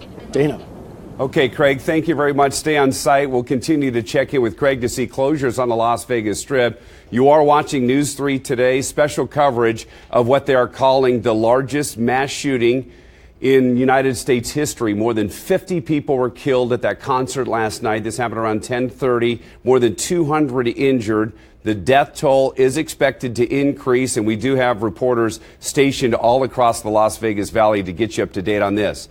Meanwhile, we want to take you to a person who joins us by the phone. Dan Ball used to be a reporter and anchor here at News 3. You were at the concert last night, and you left right before Jason Aldean took the stage, right before those shots rang out. Tell us what you heard and saw. Yeah, hi Dana. Sorry I called you Jim earlier when we were talking an hour ago. As you'd imagine, it's been a long night. We haven't slept, but horrible to be reunited with something like this. But hello to you and your wife. And, we were on that stage, Dana, with the band Big and Rich, who performed, and then Jake Owen performed. and then Jason took the stage. We were backstage for the Jake concert. We were actually on the stage with the band for the majority of their gig. And then we went backstage. We were kind of hanging where the buses were. We watched Jake. I went up on stage right up to the front. You could see this amazing crowd of just innocent people having a great time. I got some video of that. Jumped back on the bus. Jake was done. Jason took to the stage, and the tour bus was going to leave because the band Big and Rich had a gig over at John Rich's bar, the Redneck Riviera, which is next to Valley. And so I looked at my girlfriend and I said, do you want to stay, and then we can walk or Uber down, and we'll watch Jason, or do you want to go on the bus now and leave? And literally as Jason was starting to play, we made that call and stayed on the bus. And so we got down to the venue. The band started there, and someone ran in from the crew, I think it was the road manager, and said there's been a shooting at the site on the stage right where we just were, guys. We're going to go on lockdown. And so we were in lockdown in the bar for several hours, and until we got the all clear. And then Metro and some of the SWAT guys were able to walk to the bus, got on, and they had the bus go across the boulevard. I think we were on Sahara. I don't even remember. It was a blur. And then we got to go over the freeway and get out into the suburbs, and they dropped us off with some friends over here on the southwest side of town.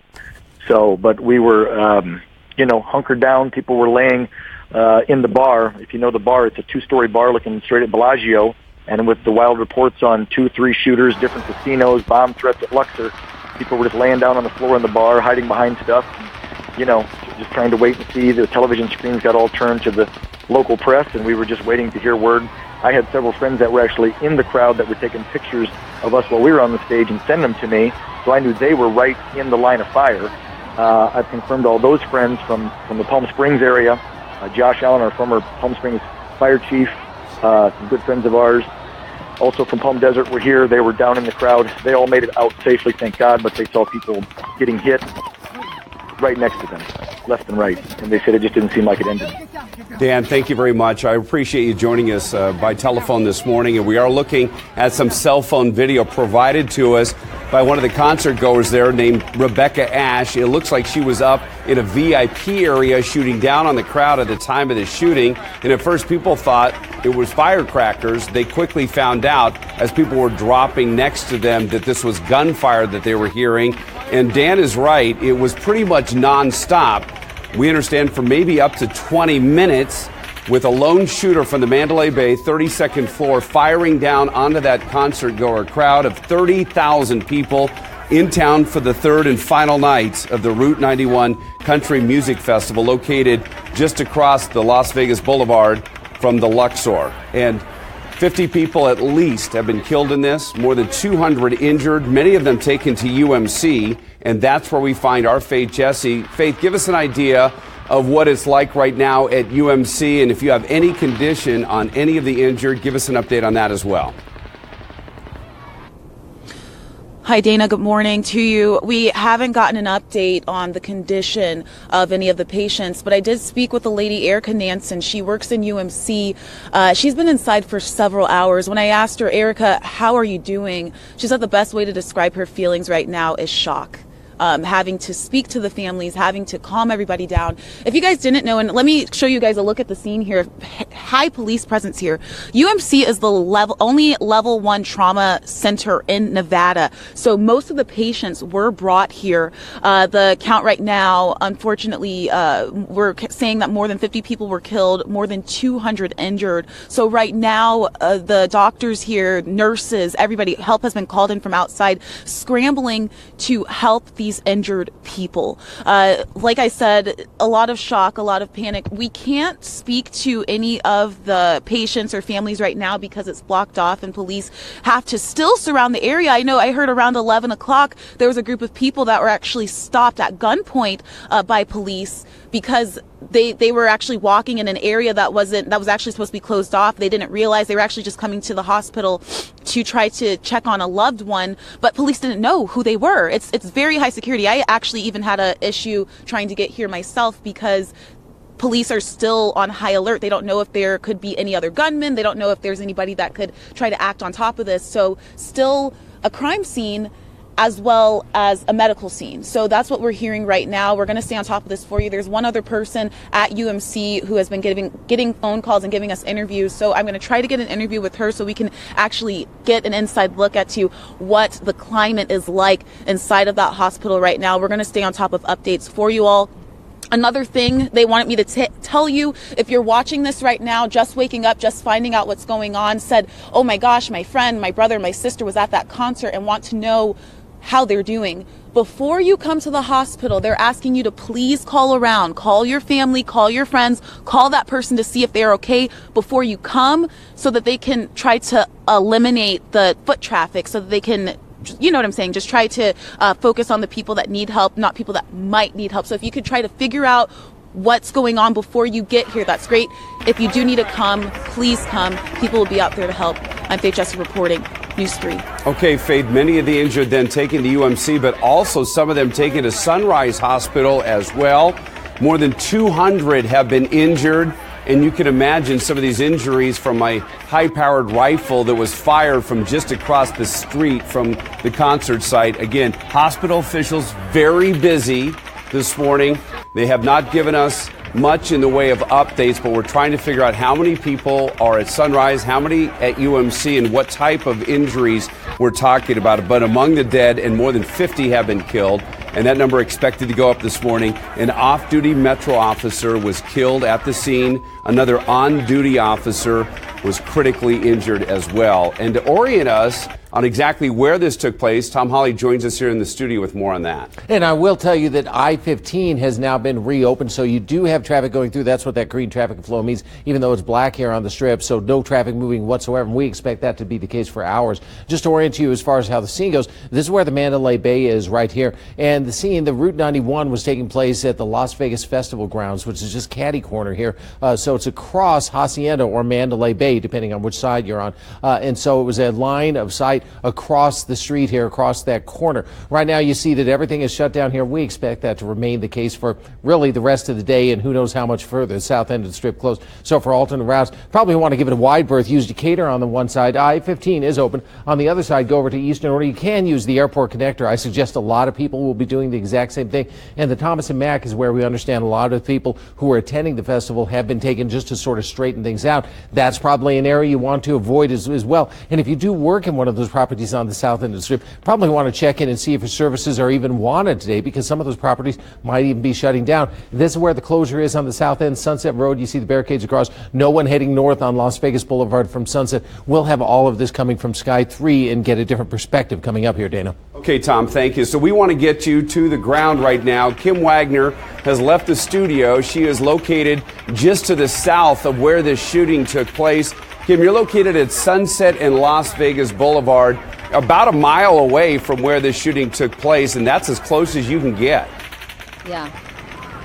It is as close as we can get right now, and something incredible just happened right at 5 a.m. So 15 minutes ago, we saw Jason Aldean and members of his team who were escorted out of that corridor. And I also just checked with NBC's Joe Fryer, who says police are still going door to door from where he is inside the resort, which is the Four Seasons Resort connected to Mandalay Bay. So they're still actively checking on everyone. Jason Aldean, as we know, was on stage when this horrific event happened in the 10 o'clock hour last night, and just now at 5 a.m. he has finally left this area. He has two daughters, a 13-year-old and an 8-year-old. They were not with him last night, so we saw a child safety seat that was loaded into that white minivan 15 minutes ago. Must have been a child related to a crew member of his. I also want to correct something. I was saying that here he was in the 1 a.m. hour taking to social media talking about this horrific event. That actually was a statement that he gave to news outlets. I just checked his Twitter handle, and he still doesn't have anything regarding this event from what happened when he was on stage last night. And at this location where we are, another problem we've encountered is I have had people who are trying to get to work, shift workers who work at Mandalay Bay, and they don't know what to do from here. We were told possibly going the way of Frank Sinatra to get to Mandalay Bay is a possibility, but even the officers out here on the scene don't know exactly how each and every intersection intersection is being handled right now. I did hear Tom Hawley report that the 15 is back open, so that is progress that's been made since we started broadcasting from this location at 4:30 this morning.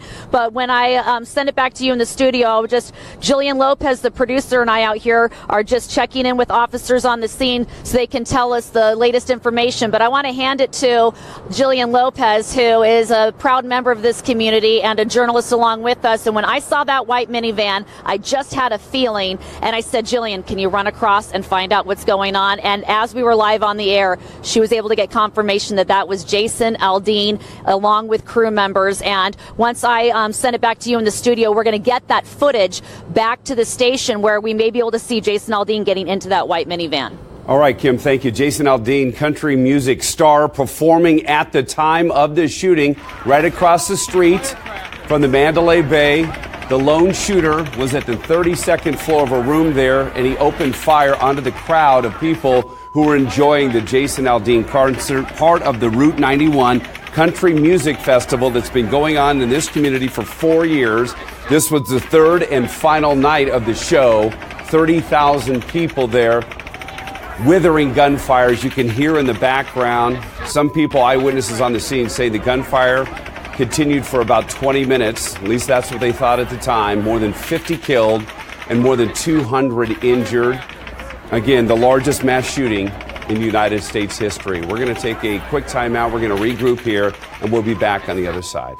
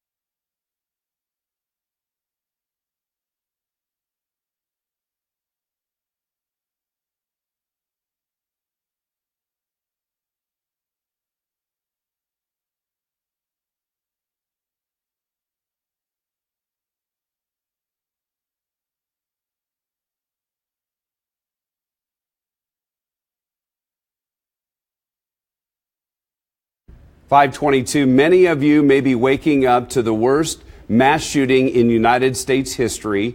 50 people at least were killed. This is just across the street from the Luxor, right there on Las Vegas Boulevard. More than 200 injured.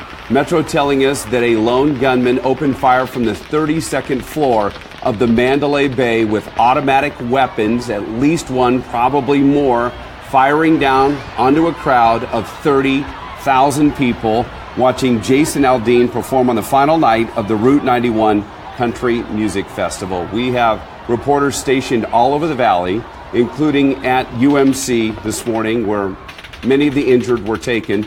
But retired Metro officer Phil Ramos has been kind enough to spend the entire night with us here on the news set, talking about this shooting in particular, but in general, security on the Las Vegas Strip. You were saying that no city in America, when you combine the security guards at each one of these individual properties, has more security than Las Vegas. Right. I mean, each hotel, their security force is equivalent to some small cities.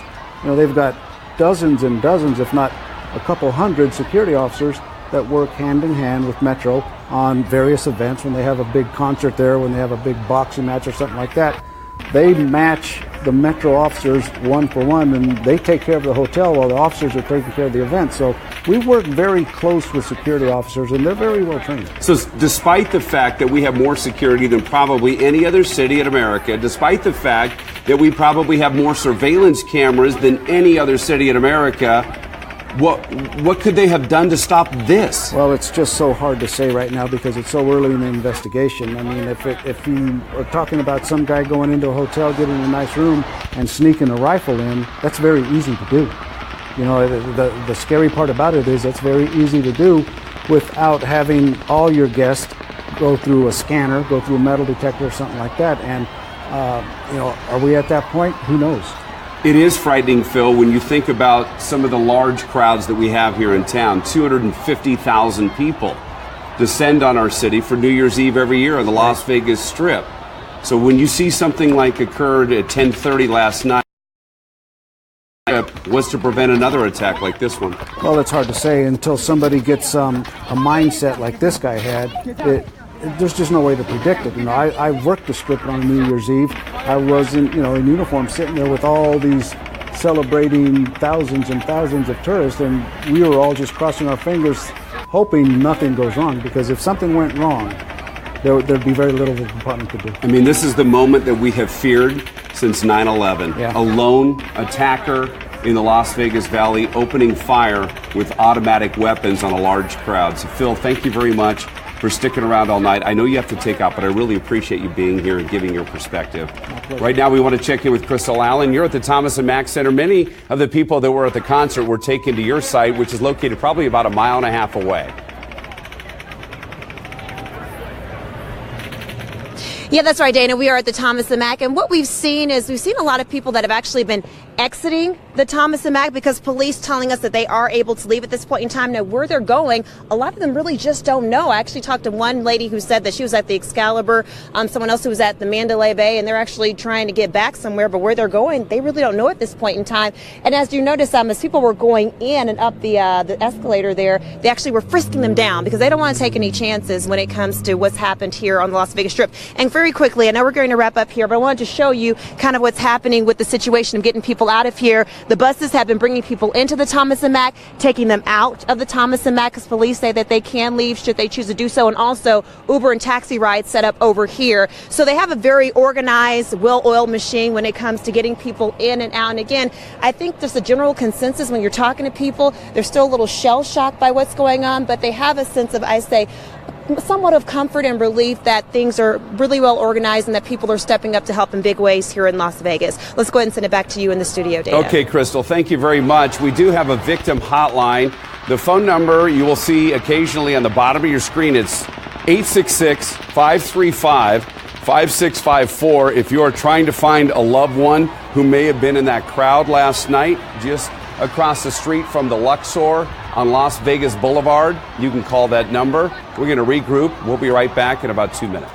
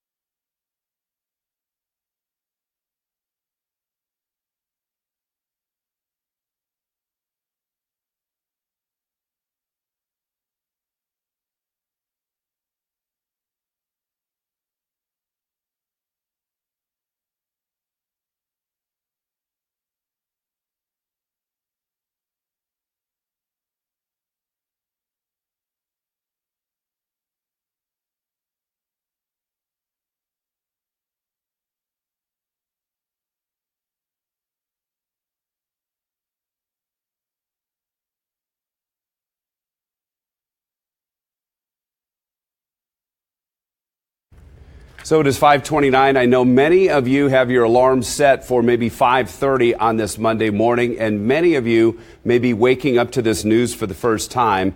The nightmare has hit our community. A lone shooter opening fire from the Mandalay Bay at about 10:30 last night onto a crowd of 30,000 people that were across the street at a country music concert and outdoor festival. At least 50 people have been killed, more than 200 injured in our community, and NBC News is now calling this the largest mass shooting in United States history. You can hear the pop of gunfire in the background. Police believe that the shooter is Stephen Paddock, who was living in a retirement community in Mesquite. He was killed by police officers when they burst into his room on the 32nd floor of the Mandalay Bay. His wife, Mary Lou Danley, has been taken into custody as police try to determine if she was involved in this. But again, they are calling this a lone shooter act. More than 50 people killed, more than 200 injured. Our Heather Mills standing by at Metro headquarters, and Sheriff Joe Lombardo has been giving news conferences throughout the night. When are we expecting the next one from the sheriff? Dana, we're anticipating that here any moment, but what I can tell you is that the undersheriff is actually here. He was just chatting with our news partner, CNN. He was doing that live, and what he said was this is the most disturbing thing he's seen in his 27 years in this career. He said the days ahead are going to be very tough. This is going to be a monumental effort to figure out the who, what, where, when, and why of all of this. And of course, let's keep in mind the fact that the Las Vegas Metropolitan Police Department also dealing with tragedy of their own. One of their officers, we know, killed at the concert. Other officers injured, one at least in critical condition at UMC. So one of the questions, that was asked was, how do you prepare for something like this? And he said, they were staffed appropriately. They did everything that they thought and knew that they could do. He said, how do you prepare for something, that a shooter is on the 32nd floor shooting down at people? How do you prepare for that? And I think that is a question that's going to be answered in the days, weeks, months coming, as all of these law enforcement agencies and FBI get together and try to figure out how they can prepare for something like that in the future. Sadly, that just seems to be the day and age that we're in, is when they have to think in advance of these new situations that could arise. And I do have to tell you, just over the summer, a couple months ago, I actually was at UMC, reported on this story. A doctor from Pulse NIghtclub, one of the ER doctors who was working in the hospital after the Pulse NIghtclub shooting, he came out here to Las Vegas and was chatting with the ER doctors and with the staff at University Medical Center, as you know, the only Trauma One center here in the Las Vegas Valley. And they were going over how they were able to get those individuals from Pulse NIghtclub to the hospital so quickly, what plan worked, what didn't work. He just here a few months ago, that ER doctor from Florida, here with our first responders. And so we do know that Las Vegas and our first responders, whether it be the fire department, the paramedics, and our police, have been working to figure out if something like this were to happen, how would they take care of it? And we know they've been working diligently because they were fast and very effective on this, the biggest mass shooting in U.S. history, here with 50 plus dead, 200 plus injured here in the valley as that shooter rained bullets down from the 32nd floor of Mandalay Bay. So Dana, I'm going to send it back into the studio for you. We're going to be waiting for the sheriff, who is not out here yet. We'll be, as soon as we get information from them. Again, I said the undersheriff is out here right now. He may be the one providing updates, but we'll keep an eye on that. And as soon as that comes through, we'll take that live so you can get those new questions answered. Back to you. Okay, Heather, thank you for that. We know 49 killed and 58 injured in the Pulse nightclub shooting in Orlando from just months ago. In this case, more than 50 killed, more than 200 injured, and we're expecting the death toll to go up from that shooting that happened just about 7 hours ago on the Las Vegas Strip. Kim Wagner has left the studio. She's down joining us there at Sunset and the Boulevard this morning. You're less than a mile away from the site, as close as you could get. This is as close as we can get, and there are numerous news crews from all over the globe at this location. They're on the concrete median just across the street from me. I went to just see if any of my colleagues have heard any additional information. I heard multiple languages being spoken on live television as I made my way over there. We just saw incredible images at 5 o'clock this morning, Dana, of Jason Aldean and his crew getting into a white minivan, either associated with Metro or Mandalay Bay. I've not been able to nail that down, but I know we have the footage, and I'm sort of out here not able to see what's going on, but I reviewed the footage before I sent it back to the station, and you see multiple members getting into this car. Here it was 10 o'clock at night, in the 10 o'clock hour, that this tragedy happened, when he was on stage just over at this music festival across the way from Mandalay Bay, where you've heard now numerous times that, according to police, the shooter was up on the 32nd floor, made a point of, when he made the reservation, wanting to have a view of this music festival taking place here in Las Vegas throughout the weekend. And it was last night, Sunday night, the 10 o'clock hour, Jason Aldean on stage, and it was 5 o'clock this morning, some 7 hours later, following this tragedy, that he just officially left this area of Sunset and the Boulevard. The police officers are doing a terrific job out here as I continue to pepper them with questions and trying to get updates. And literally 2 minutes ago, one of the nice officers over there said, "Look, Kim, we don't know when this intersection is going to open. When we say it is closed indefinitely, that is all we're hearing.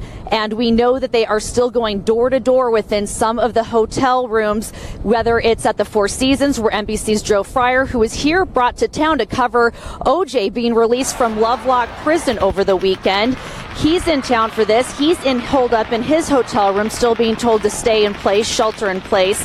So this is still quite an active scene, is what I'm trying to communicate all these hours later. We're going to remain out here on the scene, and we will have continued updates throughout the morning and throughout the day right here on News 3. For now, I'm Kim Wagner. I'm going to send it back to you, Dana, in the studio. We just had Phil Ramos here in the studio, a retired Metro detective, and he said that the perimeter from this crime scene will be massive initially, and then they will contract it. They will move inwards as they gather evidence. So right now the perimeter is almost a mile around, and eventually they will contract this site as they collect evidence from this crime scene. Right now, Faith Jesse joins us live from UMC. Many of the injured have been taken to your location. And Faith, I'm struck by the fact that it's not very chaotic behind you. I don't see a lot of the victims' family and friends at that location. Have you seen any of them? Good morning, Dana. So the reason why it seems rather calm right here is because police have blocked off the perimeter of the hospital. Media cannot get close to where the quote-unquote action would be, people rushing in and out of the hospital, because they need to keep the streets clear. Take a look here. This road that we are this is a side road, actually just opened up to give family and friends an opportunity to move their cars and get out of the way, get in and out. We actually spoke with a woman named Rosie, who left the concert moments before Jason Aldean came on the stage. Her friend was shot in the leg. We caught her as she was coming out the back entrance of the hospital here, and she was just describing the panic and chaos going inside of the hospital. They waited 4 hours for her friend to get treatment, and it's not because the hospital's slow. That just lets you know how many people they're dealing with. This is the only level 1 trauma center in Nevada. Most of the victims are being brought here and Sunrise Hospital. So I guess the amount of help is not enough for the big need. I've also been told that people have been coming in outside of UMC to help. So that's what we're hearing right now. We also spoke with somebody who's from UMC inside of the hospital. She says, hey, if you're waking up to this news, wondering if your friends and family are okay, please call around first before you come here, just to help them out with the foot traffic, because there are so many people here fighting for their lives, really trying to survive this. And we'll stay up to date on this for you, with hopefully some numbers on the next hit. I'm Faith Jesse reporting, News 3. Okay, Faith, and I've just been handed a news release from Metro, and now they're saying that an estimated 406 people have been transported to hospitals. The death toll at 50, but that could go higher. NBC News reporting this is the largest mass shooting in United States history. 22,000 concert goers there. at the Route 91 Harvest Festival concert that was going on across the street from the Luxor when a lone gunman opened fire on the crowd using automatic weapons. You can hear the shots ringing out in the background. When police eventually breached the room that he was shooting from, they found the suspect dead, apparently from a self-inflicted gunshot wound. And as you can imagine, the need for blood is very high this morning. And United Blood Services will start taking donations, blood donations, at 7 o'clock this morning at 2 locations. First one is 6930 West Charleston Boulevard. The other, 601 Whitney Ranch Drive in Henderson. Both locations open at 7 o'clock this morning. And the victim hotline is open right now if you're trying to find a loved one, 866-535-5654. We'll be back in 2 minutes.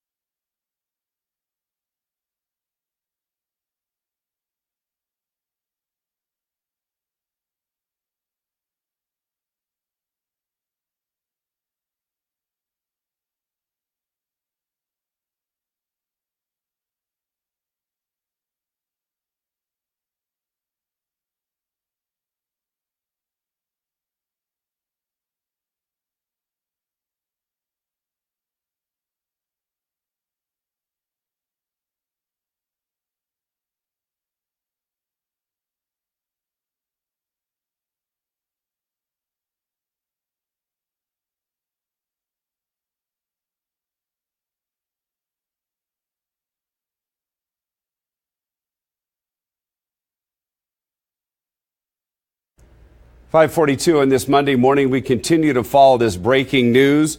NBC News calling it the largest mass shooting in United States history. 50 dead, 406 people transported to local hospitals after a lone gunman opened fire from the 32nd floor of the Mandalay Bay onto 22,000 concert goers that were across the street enjoying the Route 91 Country Music Festival. At the time, Jason Aldean was on the stage. This occurring at 10:08 last night. Police believe the lone gunman in this case, Stephen Paddock, a man living in a retirement community in Mesquite, was found dead inside that room at Mandalay Bay. The big question this morning is motive in this case, and the Daily Mail has interviewed the shooter's brother, Eric Paddock. His brother indicating that he didn't think his brother could do something like this, is shocked by this news, indicating that Stephen Paddock had no political or religious affiliation. He believes that his brother just snapped in this case. CNN reporting that at least 8 guns were found inside that room at Mandalay Bay. You can hear the automatic gunfire in the background of the cell phone video. A number of long rifles, according to CNN, were also found in the shooter's room, but it's obvious from the audio, from the cell phone video, that these are automatic weapons that Stephen Paddock was using to fire down onto that crowd of 22,000 people, trying to inflict as many casualties as possible. Again, we have no indication of a motive in this case. Police have arrested the shooter's wife, her name Mary Lou Danley. She is at least in custody, and they're trying to figure out why he did this, and they're hoping to get some answers from his wife at this moment. Crystal Allen now joins us from the Thomas and Mack Center. And many of the people that were at this concert were taken to the Thomas and Mack Center. We understand that we lost the connection with Crystal at this time, but we'll check in with her. Kim Wagner also is out there live on the scene at Russell, Las Vegas Boulevard, Faith Jesse at UMC, Heather Mills at Metro headquarters. But now we have reestablished contact with Crystal at the Thomas and Mack Center. And many of the people at that concert are where you are right now. That's right, Dana. Also, people that were inside of shows on the Strip as well. And, it's died down quite a bit here. But in talking with police, they were telling us there are multiple busloads of people that had come through here. And they were actually frisking them down because obviously they don't want to take any chances in light of what's happened. And I want to draw your attention to some of the items we have here. We have water. We saw a lot of the people coming in. They have blankets.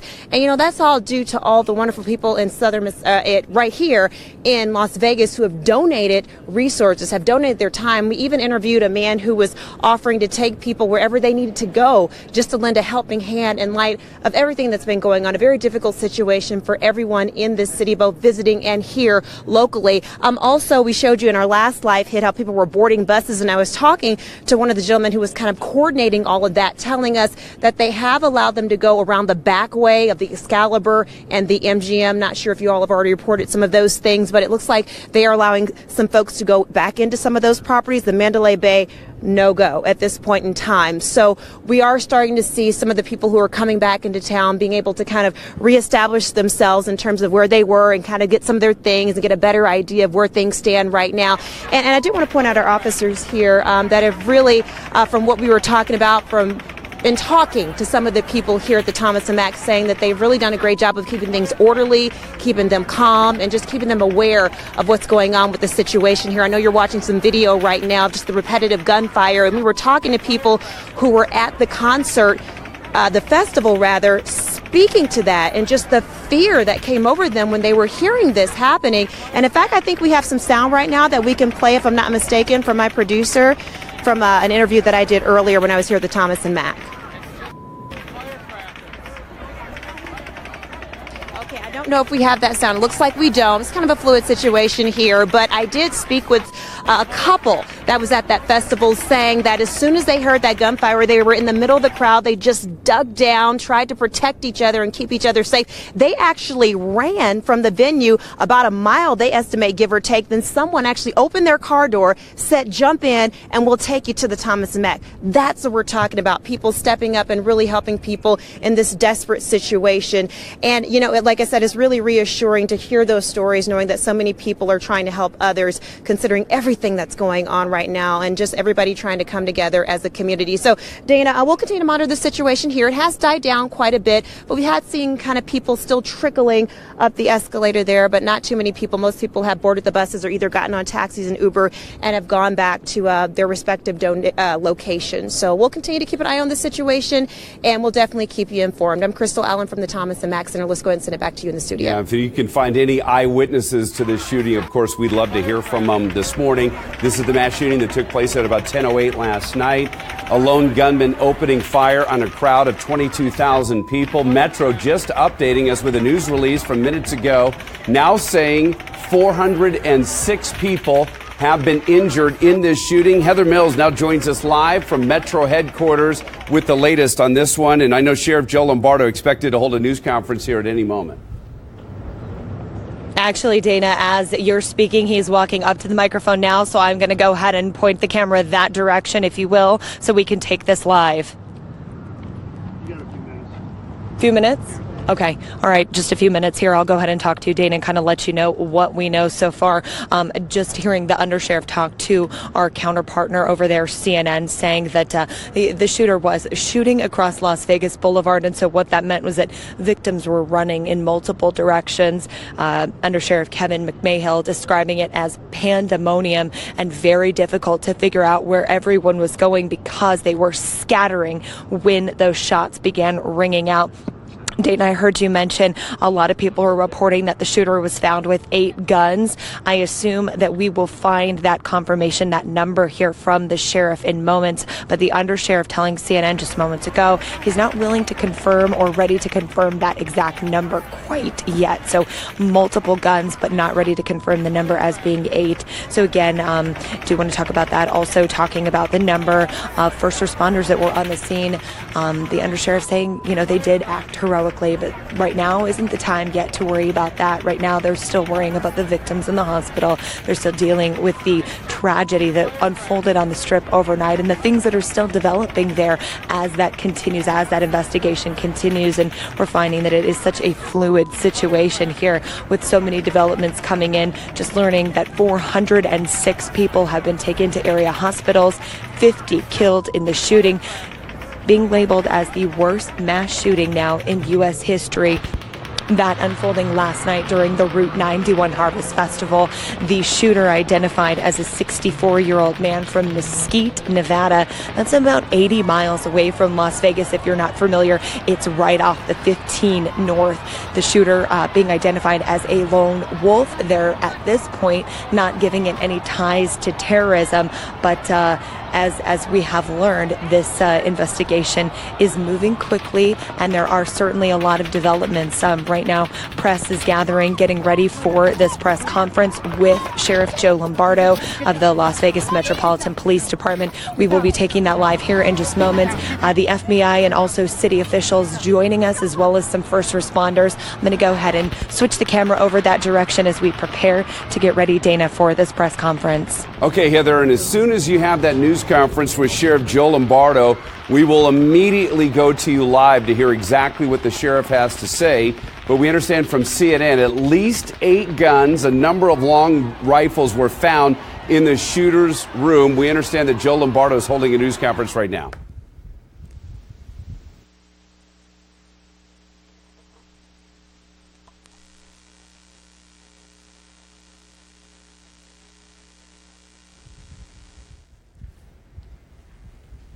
So we are efforting to get this. Obviously, the audio. Heather Mills is on the scene there at Metro headquarters this morning, but we still can't hear. I wonder if Heather could bring her microphone over to where the sheriff is speaking right now. Obviously, he's waiting to make sure that all the news organizations from here in town, now we're starting to get some audio from the scene. 1, 2, 3, 4. We're making sure that all the news organizations from here in town, but across the world, Las Vegas is the center of the news world today. And the sheriff has been updating us about every 2 hours, and this is a very fluid situation. Shooting happening at 10:08 last night, and we have been getting new information almost by the minute into the newsroom. At least 406 people now injured, we believe, sent to local hospitals, 50 killed, including an off-duty Metro officer, another on-duty officer, sustaining non-life-threatening wounds. He was in critical condition earlier. Now he's been upgraded to stable condition, the on-duty Metro officer that was hit by gunfire. But a chaotic scene in what NBC News is calling the largest mass shooting in United States history, with 50 killed. The death toll on that is expected to go higher. And this is Sheriff Joe Lombardo, who has been up all night covering this story and obviously trying to figure out the motive behind this mass shooting. Daily Mail did speak to the brother of the shooter, Eric Paddock, and Eric Paddock told the Daily Mail that he had no indication his brother could do something like this. There was no political or religious affiliation, so he believes that his brother just snapped. The shooter in this, Stephen Paddock, his wife has been taken into custody. Metro is interviewing her now, trying to find out, one, if she was involved in any way in this, but also, number two, trying to figure out the motivation behind this shooting. Here's the sheriff. Associated with the events that took place earlier tonight, just a matter of recall. At 10 p.m. Last night, we started receiving calls of an active shooter at the Route 91 Harvest Festival, located adjacent to the Mandalay Bay Resort. We were receiving information that there was an active shooter that was firing rounds from the 32nd floor. and that individuals that were attending the festival, the number is estimated to be 22,000, were being struck by those rounds. Currently, the Clark County Fire Department is estimating the injuries to be well over 400 and the deaths associated with this event to be over 50. I can't give you an exact number yet because we're still investigating some of the areas involving the event where the concert was taking place, and we're still exiting individuals that were hidden, and it's just a matter of a process. So it's going to take quite a while for us to completely get through the evacuation phase, and then eventually we will have an assessment on the injuries associated with that. Now our suspect was identified as Stephen Craig Paddock, 64 years old, a white male from Mesquite, Nevada. We have no investigative information or background associated with this individual that is derogatory. The only thing we can tell is he received a citation several years ago, and that citation was handled as a matter of normal practice in the court system. Some important things that I need to get out. The family reunification still is taking place here at the Las Vegas Metropolitan Police Department headquarters. So any individuals that are looking for answers for their family members or friends are welcome to come here, and we will provide that information as we get there. The FBI is vital in the assistance of this investigation. As a matter of help, they are providing a 1-800 number, which is 1-800-CALL-FBI. So as the matter of the number is 1-800-225-5324. Now that number is to be utilized for any and all information, especially video information or evidence that we can provide the FBI, and they will be the housing of all that critical information. So if you have anybody that has knowledge through your media sources and they want to provide that information, that's the avenue to go. Once they receive an individual on the other side of the line, they'll walk them through the process, and then we'll get them to the online version so they can download that information. Additionally, the coroner's office, as I repeated before, has set up a number for individuals to call, and that number is 1-866-535-5654. That is for individuals that do not have the ability to come down to the headquarters to discuss their family and friends in person. Now the other critical piece associated with this and any mass casualty event is the need for blood. So United Blood Services have their services set up currently. They are receiving patients or donors at 6930 West Charleston and 601 Whitney Ranch in Henderson. So if you have the ability to donate blood to help the cause, please do so. Additionally, the Laborers Union is offering their facility, their medical facility at 7135 West Sahara for individuals that want to donate blood. And as always, UMC has a pod set up for individuals to go to UMC to donate blood. And that will be the gist of the updates at this time. So I'm happy to answer any questions. Sheriff, can you talk about what the scene was like in that room when your officers walked inside? We believe the individual killed himself prior to our entry. How many weapons was he found with? We are still going through the search warrant actively at this time, but it's in excess of 10 rifles. What's the status of Mary Lou Danley? I'm sorry? The woman? We have located her out of the country. She was not with him when he checked in. We have discovered he was utilizing some of her identification, and we've had conversation with her, and we believed her at this time not to be involved. But obviously that will be, that investigation will continue. As far as his residence in Mesquite, we have officers now there serving a search warrant. Anything yielded by that search warrant at his home at this point? No, we just made entry just a matter of minutes ago. So that's going to be quite some time. We're going to clear the residence first for any possible explosives. So that'll be slow and methodical, and it'll take us quite some time before we conduct the search phase. Mary Lou Danley, you said she was found out of the country. Did you guys find any weapons on No, ma'am. I don't know what has taken place as far as the interview with her. Okay, I think it's important for you to notice who's standing behind me. We have Chief Greg Castle. I'm sorry. I always get caught up with your family. Greg Castle has been integral in the saving of lives. They paired up with our officers out at the scene, and I think their actions and heroic acts were instrumental in saving several hundred lives associated with this event. And then you have our Attorney General, Adam Laxalt.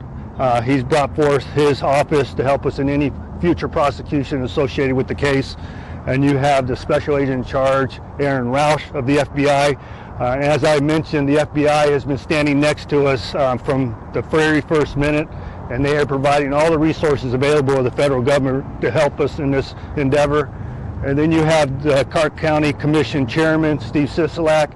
He has been instrumental in getting us resources to the first responders as far as refreshments and food and support of the entire county commission. I have been on the phone the entire night with the mayor, Carolyn Goodman, and she responded to UMC to check on the patients, and she is in the process of visiting the other hospitals and showing the support of the city. And then obviously we have our Congressman Reuben Kuhn. He is in town to also show us our support. So any other questions of the members standing before you? Yes, ma'am. I know at one point you said this was not terror related. Some people do argue that this is a case of domestic terrorism. How do you differentiate this to people at home? Well, we have to establish what his motivation is first, and there's motivating factors associated with terrorism other than a distraught person just intending to cause mass casualty. Before we label with that, it'll be a matter of process. Have you found any information at this point that could yield insight into what that motive was? No, we have not. No, we have not. We have not located any items within the room or his house at this point. Was there any verbal commands or orders given? Yes, ma'am. It was a matter of normal practice. And whenever we use a dynamic entry. Sheriff, was there anything else in the hotel room that made you think, aside from the number of weapons, that made you think he had been there for a while? Or... No, we have information he's been there since the 28th of September. So I have no idea as whether he prevented the housekeepers from entering the room or not. That's just a matter of continued investigation. All right, thank you very much. We'll provide you an update probably in the next 2 hours. Thank you. Sheriff Joe Lombardo giving an update to the collected media at UMC headquarters this morning. Our Heather Mills is also at that location. Faith Jesse is located at UMC for us this morning. Craig Figner's on the Las Vegas Strip. Crystal Allen at the Thomas and Mack Center, and Kim Wagner also on the Strip for us this morning.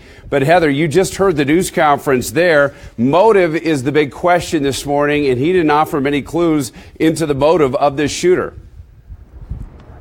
Yeah, indeed. He did not. He said right now there is no known motive. They've got to sort through all of that, figure it out. You also heard that individual, Stephen Paddock, had been checked into the Mandalay Bay since the 28th, so he'd been there several days. As for the number of weapons found with him, the sheriff saying at least 10 weapons found in that room. And I do want to kind of reiterate once again, I asked the status of the woman, that had somehow been connected to him, Marilou Danley. She has been located out of the country. They've questioned her, and at this point he's saying it doesn't sound like she had any connection whatsoever to what was occurring, that he may have used some of her identification when perhaps, checking into that room, so that she's not actually here. She is out of the country. They also gave a number of information regarding numbers that family members can contact. I know we've been giving that out all morning as far as family members calling that 866 number, which I'm sure we probably have at the bottom of the screen. If not, I know we've all been tweeting it out. Also, if you have any information from the FBI number is different. This is the number that you will call if you have information that might help them along this investigation, because the FBI really going to be taking some of the reins here as far as what happened here at 10:08 last night on the Las Vegas Strip. Let me give you that number. If you are sitting at home and you have video, you have information, you've talked to someone who might be able to help out, the number is 1-800-225-5324. Again, learning just a little bit more about this individual, learning that it looks like he may have killed himself before police made entry into that room, that he had as many as 10 weapons on him. Stephen Paddock, 64 years old, from Mesquite. Also learning that right now police are executing that search warrant on his residence in Mesquite, about 80 miles northeast outside of Las Vegas, and hopefully with that they'll be able to find out a little bit more information, perhaps delving into what caused this man to do this, because he had been checked into that hotel for days prior to this country music festival, which did begin on Friday. It was a 3-day music festival. Also knowing now that more than 400 people have been injured, at least 50 people were killed in this shooting that's now being called the deadliest mass shooting in U.S. history. And, the other thing that I do want to mention, one thing that we had heard over and over again, and I think we see this a lot when these type of events occur, is that there's a lot of misinformation out there on social media. There's a lot of misinformation on the web. So just be careful when you are looking. If you are looking for information regarding a family member or a friend who is missing, you need to get in contact with that 866 number or come here to Las Vegas Metropolitan Police Headquarters.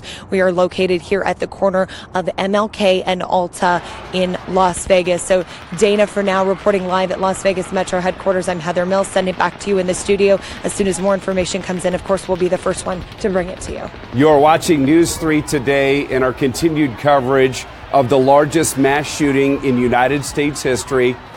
This took place on the Las Vegas Strip at about 10 o'clock last night, just 8 hours ago. And a lot of you are just waking up to this news for the first time. So we will give you a recap of what happened last night, just 8 hours ago. A gunman with automatic weapons opened fire from the 32nd floor of the Mandalay Bay, spraying 22,000 concert goers with bullets, killing at least 50 people. More than 406 were injured. Among the dead, an off-duty Metro officer. Another on-duty officer is in stable condition in the hospital. People attending the Route 91 Country Music Festival directly across Las Vegas Boulevard from the Luxor. Country music star Jason Aldean, about midway through his set, just after 10 p.m. when the bullets began flying. Some eyewitnesses say the bullets came raining down on them for about 20 minutes. The shooter only stopping to reload. People taking cover any place they could find. Police eventually found the shooter on the 32nd floor of the Mandalay Bay. Sources say they used an explosive device to knock the door down, and when they entered, they found that the shooter was dead from a self-inflicted gunshot wound. He has been identified as Stephen Paddock out of Mesquite, living in a retirement community in Mesquite. His wife has been located out of the country. Her name, Mary Lou Danley. They do not believe that Mary Lou Danley was involved in any way in the shooting, at least not at this time. So the moment that we have feared for more than a decade has finally come to fruition on the Las Vegas Strip. 6:07 now, and right now let's check in with Tom Hawley. So we have a lot of closures in that area. The perimeter is very large around this crime scene as they collect evidence. This thing also stopped flights at McCarran Airport for a while as well. It did. McCarran saying that about 24 flights that were destined to Las Vegas detoured while they were still trying to find out what's going on. Operations have resumed at McCarran, but they are cautioning to call ahead if you're heading out to the airport to make sure that your airplane is going to be on time, because even if it wasn't one of the ones that was delayed, sometimes these things have a ripple effect that spreads outwards towards other planes. You're looking here at a Rio camera view of Flamingo Road and Strip. Now, it looks like everything's normal here, so the closure is not extended as far north up Las Vegas Boulevard as Flamingo, and it looks like the main activity is right around the area from Tropicana down to Sunset. It's Tropicana and 15, traffic proceeding along just fine to get on and off of the 15. We've also seen a few cars over here on Frank Sinatra Drive, though I'm not seeing any of right this second here, so that's that frontage road which goes behind. It's probably not going to get you all the way down to Mandalay Bay. The area that we're talking about up here on the map, you can see the traffic flow patterns resumed here on I-15, not on Tropicana. You aren't getting traffic between Tropicana and the Strip on in that area of Tropicana. Russell Road, not the way to go instead, so you have to move up to Flamingo or go way down and use Blue Diamond Road instead. And also we'll note that this is the area where it all took place. The shooting taking place in Mandalay Bay, catty corner from the Route 195 Harvest. That is the Las Vegas Festival Festival Event Center. So that is where it took place. This whole area here shut down from Tropicana down not just to Russell, but all the way to Sunset. For an alternate route, you can move to Decatur. I'd suggest giving it a long distance because a lot of people are looking for alternate routes. And as far as going to work on the Strip, might even want to check with the employer to make sure your services are needed today. A lot of work taking place at the Thomas and Mack, too, where some people have been transported in the immediate aftermath. So you could use Swenson Paradise, that one-way couplet. I'd suggest going further away using Maryland Parkway or Eastern. And as we look down here, it looks like the barricade's still up here at Sunset Road and Las Vegas Boulevard. Metro Police telling Kim Wagner they have no idea. And Dana, these things, hours just on a normal investigation, this is anything but normal. Would not surprise me if this closure lasts all the way through into the day, maybe even tomorrow. We'll just have to keep checking back. Yeah, I think you're right on that. We have Phil Ramos, a retired detective from Metro, here in the studio just about a half hour ago, and he said that this will be a very wide net early on, and then they will contract as they gather information and evidence from this mass shooting that happened just across the street from the Luxor on the Las Vegas Strip. Withering gunfire, people at the scene, eyewitnesses, estimating that it happened for about 20 minutes, almost continuously.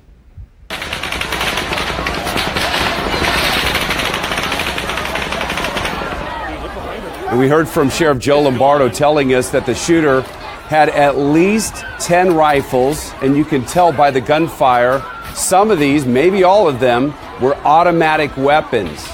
And this is new footage that we're getting into the newsroom for the first time. It looks like we have some injured on the screen, injured people on the screen right now. I'm just seeing this for the first time into the newsroom, and other people hunkering down, trying to take cover wherever they could, but there just wasn't much cover there. This is an outdoor concert. 22,000 people were attending this Jason Aldean performance last night at 10:08 when that gunfire rang out, but people trying to duck behind anything they could at the time. Kim Wagner now joins us. You are located less than a mile from the scene, as close as you could get. You're at Sunset and Las Vegas Boulevard, unless you've changed locations, Kim. No, we're at Las Vegas Boulevard and Sunset, exactly what you said. I'm going to give you a scene setter, and we do have new developments since the last time we checked in with you. But I want to show you the flow of traffic through this location now. No one is getting down this way on the boulevard, but they are letting people across right here. And this is pretty much the corner of Town Square, so you can orient yourself. You see people who are setting up and doing live reports all around me. We have our friend here with the Associated Press who's getting ready to do a live report. I'm going to have Brad, who's doing a terrific job, swing it around and show you the media from all across the globe that is set up at this location. This is as close as you can get to the actual shooting site, which is why we have been able to talk with people as they exit the site. I just talked with a family from the United Kingdom who were on a helicopter tour. As they were landing, they were hearing the shots ringing out from the country music festival. They were very shaken up, but they were able to, after doing their police interview, walk down to this location where I am right now, and they were able to get a taxi from this location. You're going to hear from them once we're able to what's called feedback that video to the station, but we just got it.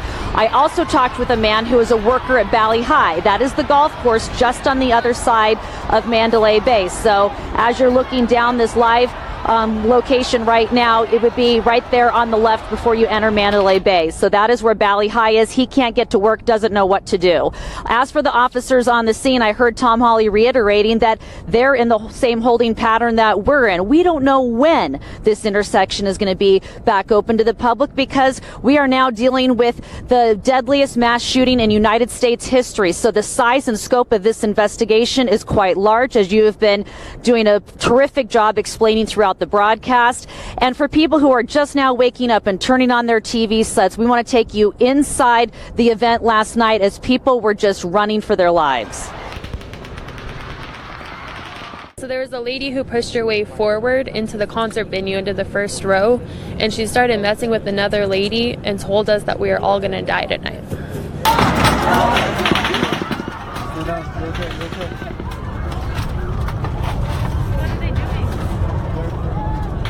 So that is some of what we are getting into the newsroom this morning as far as people on scene as this was happening. And as you continue to get updates from Metro. We're also going to get them out here from this location. But right now, I've heard the phone number, and I shared it at 4:45 in the morning. They want people to call if they have concerns about loved ones, and that is because they don't want everyone flooding University Medical Center, where we find right now our Faith Jesse standing by with an update on the injured and also loss of life. And Faith, you rightly pointed out earlier in the broadcast that University Medical Center is the only level 1 trauma center that we have here in Southern Nevada, and I think it's safe to say that they have been inundated with this mass shooting event.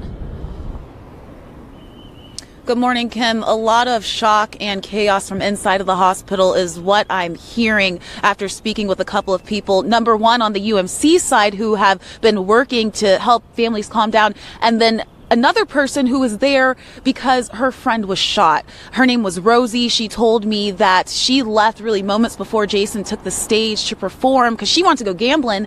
And then she gets a phone call saying, I've been shot. She says that her friend had to wait 4 hours to get any attention because there are just so many people here. We're hearing that over 400 people had to be taken to the hospital. Most of them are here because of that level 1 trauma status. Other people I've heard have been taken to Sunrise. And there's a couple of things you should know if you guys are just waking up this morning to hear this information. We're told that if you have a friend or family that was at that concert and you're worried about their condition, please call around to other family members first before coming straight to the hospital. They're asking you all to do that to help out with the foot traffic because there has just been so many people coming in and out. They are, at first, I know around 11 o'clock this evening, they had closed off all of the roads because this was still a crime scene, even though this was a hospital. They've backed off a little bit, opened up some roads to give people access to come in and out so that they can get to their friends and family. There's also one other piece of information that we are hearing. There's going to be a blood drive this morning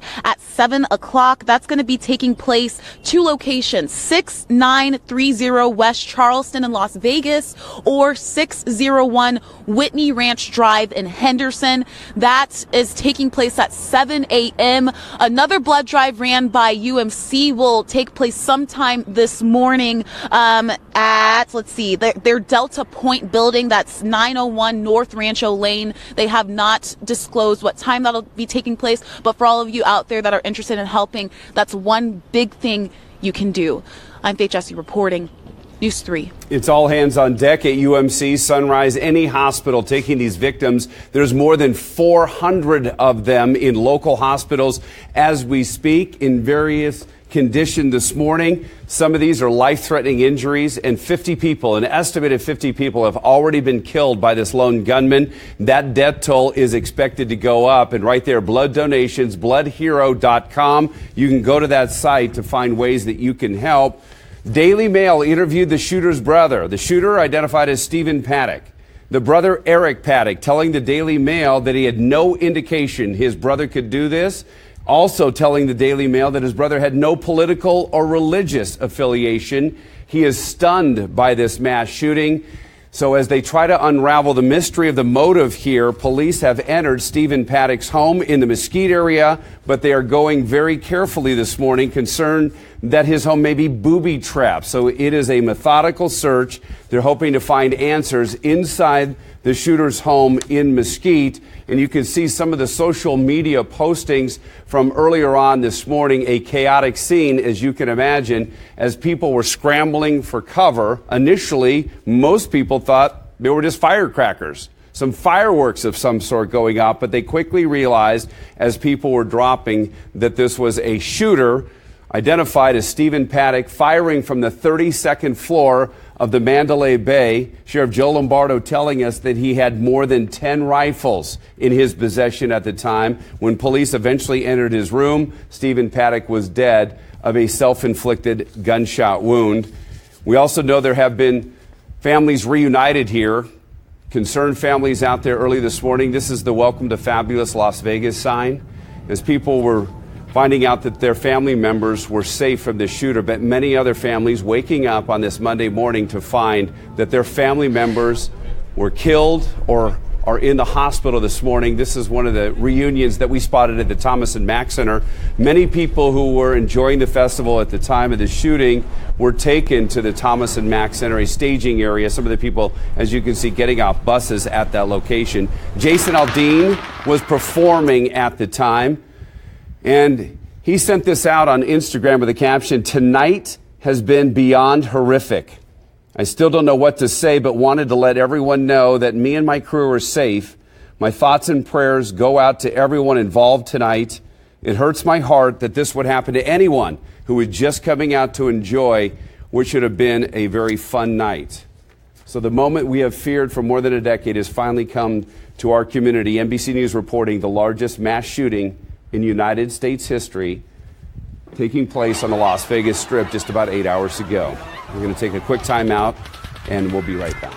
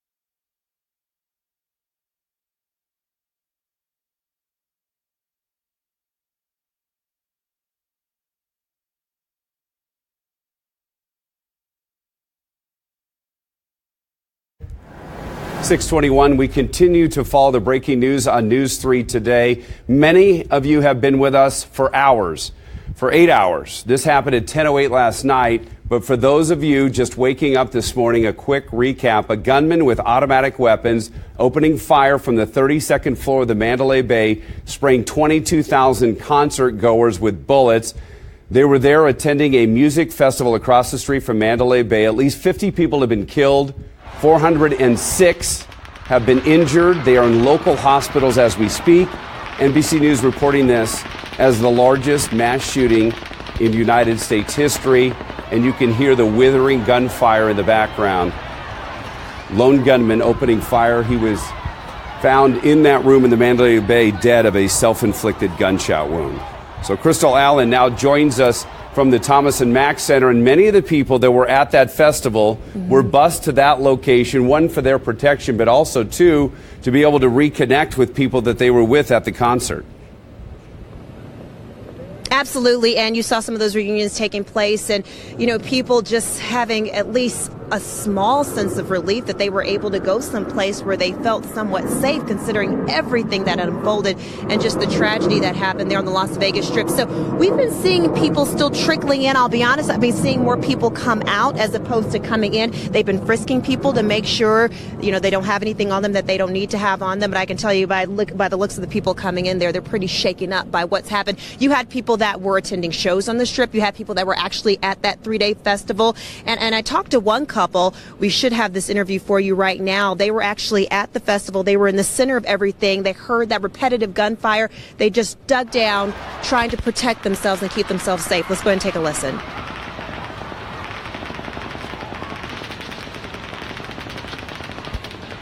Okay, well, I can give you a little recap of what they said. That was Andrew Jones and also Melanie Rodriguez saying they were in the center of that mass of people, and they heard this repetitive gunfire over and over and over, and all they could do was just hit the ground and just put themselves over each other to try to protect one another. And they just said the only thing that was going through their mind was shock and disbelief. They didn't know what to think. So ultimately what they did was they got up, they ran, they estimate about a half a mile, give or take, and then someone opened their car door and said, "Please get in. We'll get you to safety. We'll get you to the Thomas and Mack."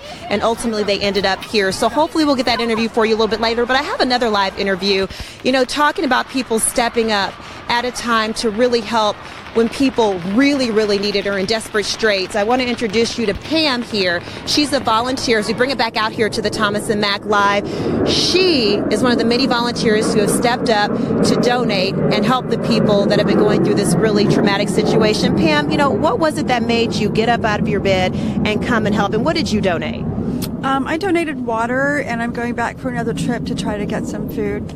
I had a little money set aside, so I went ahead and thought, you can't do everything, but you can do something. And we were talking about just one small thing makes a big difference, right? It really does. And if you can't do anything but one bottle of water, that's one more person that you've helped. So just do what you can. Yeah, I think it's just so inspiring for people at home to hear this as well, that in light of all of this tragedy, that we are reaching out, we are helping each other, we are gathering together as a community. And that's what Vegas does. We're known all over the world, and we're, of course, known for gambling and all those things. But at the same time, we all pull together as brothers and sisters amongst our arguing and stop and help. And now is a great time to do that. I understand they need food down here now. We have restored a little bit of water for them. But if anybody could bring food or chips or just something to be able to offer these people. Pam, we sure appreciate you. So, yes, if you hear Pam's words, try to follow her lead. In fact, we're going to let you go, Pam, because you have more work to do, right? Yes, that's right. We appreciate you. Well, that just, I think, brings just a little bit of joy in light of all of the traumatic events that have transpired over the last few hours. So we will definitely keep an eye on what's happening here at the Thomas and Mack Center and keep you posted. But for now, we're going to go ahead and send it back to the studio. I'm Crystal Allen reporting live. Dana. Okay, Crystal, very tough morning here. This is the community that we love, and the nightmare has happened here in Las Vegas. They're calling it the worst mass shooting in United States history. 50 people killed, 406 in local hospitals. The death toll could go much higher from this, and we have you covered with reporters all over the Las Vegas Valley. We just heard from Crystal Allen. Kim Wagner is live from the scene. Faith Jesse is at UMC for us this morning, checking on the victims and their conditions. Heather Mills at Metro headquarters. So we will check in with all of them. We're going to take a quick time out, and we'll be right back.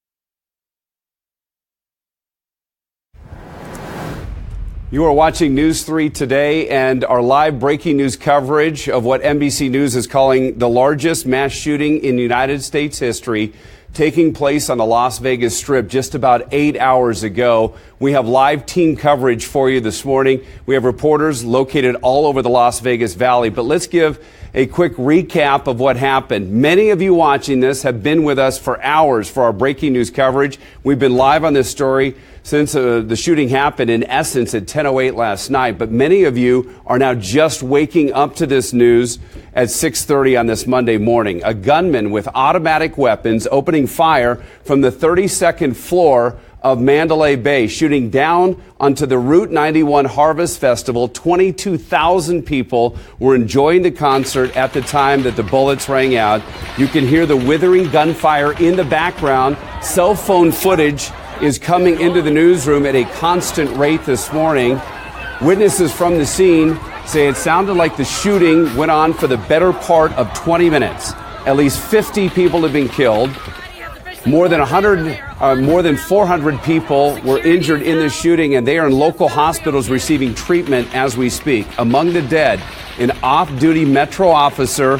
Another off-duty officer was hit with gunfire. He is in stable condition this morning. Country music star Jason Aldean was performing at the time. This happened again at 10:08 p.m. just across the street from the Luxor on the Las Vegas Strip, and you can see people there ducking for cover, but not much cover at this outdoor music festival. The shooter has been identified as Stephen Paddock. He was living in a retirement community in Mesquite. Police are at his house searching for clues as we speak. His wife, Mary Lou Danley, was out of the country at the time. She has been found. Right now, police do not believe that his wife was involved at all. They're not calling this an act of terrorism yet. They believe that this was a lone shooter. The shooter was found dead of a self-inflicted gunshot wound inside his hotel room at the time. So live team coverage at 6:31. We have people stationed all over. Crystal Allen is at the Thomas and Mack Center, where people were taken right after this shooting. We also have Heather Mills standing by at Metro headquarters with the latest from Sheriff Joe Lombardo. We're also talking to Faye Jesse. She's located at UMC, where many of the victims were taken. And our Kim Wagner, not in the studio this morning, field anchoring. She is located not far from Mandalay Bay this morning. Kim, what can you tell us? Well, Dana, what I'm encountering is a lot of people who are just trying to get to work. Michael Grant, 20 seconds ago, walked up to us here like so many people have. Michael, thank you for being here. You work at a 7-Eleven just down the way. Yeah. Have you heard from your employer this morning? I haven't. And so do you know how you're going to get down there? Are you just going to start walking and see if you can go? And Brad, I'm going to have you also, as nice as you look, Michael, we're going to get off of your face because I want people to see the disturbing scene of Las Vegas Boulevard, the Strip essentially just wide open. It reminds me of that movie Vanilla Sky with Tom Cruise, where it's a completely empty, abandoned Times Square. So, Michael, you woke up this morning, you heard the news, you thought, well, I'm going to try and come to work. But like so many people, whether it's Valley High, Mandalay Bay, the Four Seasons, they're sort of in a holding pattern hanging out with us reporters. Yeah, like I said, all I can do is walk, and hopefully I make it there on time. And do you know anyone who was down here at this location as it was happening? I don't know anything about it. All I've heard is from what a couple people have told me, and it's a tragedy. And that's all. Well, Michael Grant, thank you. I will let you at least make your way as far as you can. I have a feeling they're probably going to stop you at some point, but come back and report to us if they do. Okay. Thank you. And even though we have been on all night long, Dana is right that many people are waking up and hearing about this tragedy for the first time. I'm not sure if we have the footage, but I want to give the station a heads up that we are the only station in town that has Jason Aldean, who was performing on the stage during this horrific event, actually leaving at 5 o'clock this morning. It was happenstance that we happen to be positioned over at this location at Sunset and the Boulevard when a white minivan, I still do not know, haven't been able to nail down if that was a Metro associated vehicle or if it was with possibly Mandalay Bay or one of the resorts. He, along with his crew members, got into that minivan and were finally taken away from the scene 7 hours later. Jason Aldean's next concert is Friday night at the Forum in Southern California. Have not heard yet if it's going to be canceled. Wouldn't surprise surprise us at all if it is canceled, but also in light of what's happened in this tragedy, as we saw with the Ariana Grande concert, they were able to use the venue to come together to raise money for all of the victims. So what's supposed to be a concert Friday night could be turned into some sort of a charitable aspect or could be canceled altogether. Jason Aldean has 2 daughters, 8 years old and 13 years old. They were not with him during the time of this incident. However, some of his crew members did have children. We saw small children getting into that van. I also saw a child safety seat. So this has rattled so many nerves. Like I said, just let me get out of this shot so you can see. Dana, when was the last time in the almost 20 years of reporting that we've been in this community that you have seen the Las Vegas Strip look like this at 6:30 in the morning or at any point other than when they shut it down for coverage for New Year's Eve? I've never seen anything like this. The only thing close to it was when we had the Amar Harris shooting in front of the Bellagio that and ultimately took 3 people's lives. In that case, we saw it shut down for hours on end as that investigation continued. I want to point out this man over here in the blue shirt. Do you see this, Brad, where I'm pointing out? It looks like he is doing a network interview right now. It says Route 91 on his T-shirt, and so I am efforting getting him over here so you can hear from him on our air. I have a feeling that he was an eyewitness to what happened because when I was listening in to his conversation with the producer over there, it sounded like he was there when it happened. And as I wrap it up and send it back to you at the station, coming up, and they're trying to get this video on the air, there's so much going on. I was able to talk with a family from the United Kingdom who was on a helicopter tour, and they were landing as shots were ringing out. I've talked to them briefly. They were quite rattled. They made that same walk up the strip to take a taxi here, and that was about 45 minutes ago. They didn't want to talk for very long, but they did give me a brief statement. Quite rattled, and we sent them on their way. So as we get that together, we're going to have it right here, whether it's during this newscast or beyond on Channel 3. For now, I'm Kim Wagner reporting live. Dana, back to you in the studio. News media from around our country and, in fact, around the globe descending on Las Vegas for all the wrong reasons. Las Vegas is the center of the news world this morning. Our Faith Jesse joins us live from UMC this morning. 406 people injured in this shooting from 8 hours ago, many of them brought to the hospital behind you. Do we have an update on any of their conditions? Good morning, Dana. We haven't had much word coming out of the hospital because, like you said, hundreds of people inside of the Level 1 Trauma Center. It's the only Level 1 Trauma Center in all of Nevada right here at UMC. Take a look here. It's a little calm outside right now because, like I said, all of the chaos is really inside of the hospital. We're doing our best. We're actually here in the back of the hospital because there's a door that's leading in and out, and every so often we'll be able to get a nurse or a doctor or friends or family, and we'll be able to check in on them to see how everything is going. I spoke with one woman who works inside of UMC. She says right now there's just still a lot of chaos going on as people try to help out the surge of people that have come in. We actually spoke with a woman named Rosie. She left the concert moments before Jason Aldean hit the stage, and her friend was shot in the leg, and I believe we have that interview queued up. Here's what she said. You have to be level-headed because they're too busy falling apart. You know, they're the ones that are worried and they're, crying and not knowing what's going to happen to their loved one. And my job was just to be calm, cool, collected, and to be the strong one to get through it. So, the first thing was to get information. When you wake up, get information, go on the websites, go on Facebook, go on social media. But for the most part, stay calm because they're already freaking out all by themselves. So there you go. Very encouraging words from Rosie that can really pertain to so many people. If you have friends or family, if you wake up this morning, hear about this information, don't know if they're okay, UMC is asking that you call around to your friends and family first before coming to the hospital to help out with that foot traffic. Also, if you're interested in donating blood to help out because they need it, there's going to be a blood drive starting up in about 20 minutes now at 6930 West Charleston in Las Vegas or 601 Whitney Ranch Drive in Henderson. Both of those blood drives taking up at 7 a.m. We'll post that information to our website so you guys can have that. And we're going to stay on top of this for you all to bring you the most up-to-date information as we get it. I'm Faith Jesse reporting. News 3 will send it back to Dana. We know our community. I'm guessing there will be long lines today at both donation centers. If you want to find one close to you, bloodhero.com. But our community will galvanize around this tragedy, the largest mass shooting in United States history, taking place on the Las Vegas Strip just a little more than 8 hours ago. Our Heather Mills camped out at Metro headquarters this morning. We heard from Sheriff Joe Lombardo just about 40 minutes ago with plenty of new details on this one. Heather? Yeah, lots of new details streaming in from the sheriff when we did hear from him, Dana.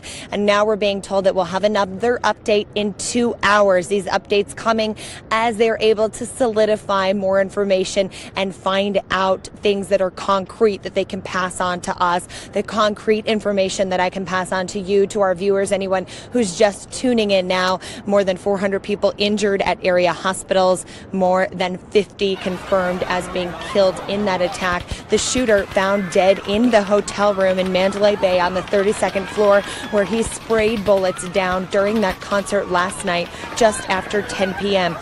The community on heightened alert. I think you're going to find that as you travel throughout the city today. Lots of roads closed, lots of issues, and people double checking here at Las Vegas Metro headquarters. When I was coming in, the officers were shining flashlights into my car to make sure I was alone, that there wasn't anyone else with me, having to give my press credentials. And then I want you to take a look at this here. My photographer is going to pan up to the top of the roof here at Metro headquarters, where you could see two individuals.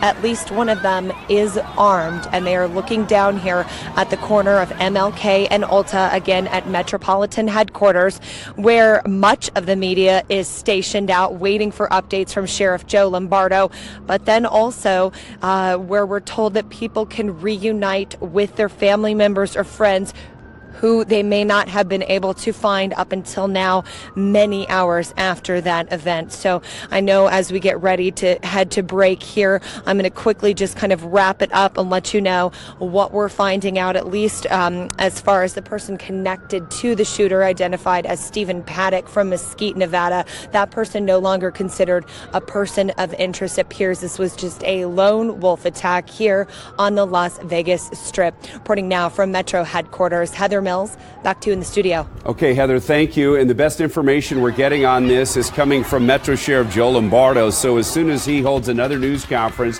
we will take you live to the scene as soon as that happens. Right now, we're going to take a quick time out. We'll be back with the latest on what is being called the largest mass shooting in United States history, taking place on the Las Vegas Strip just about 8 hours ago.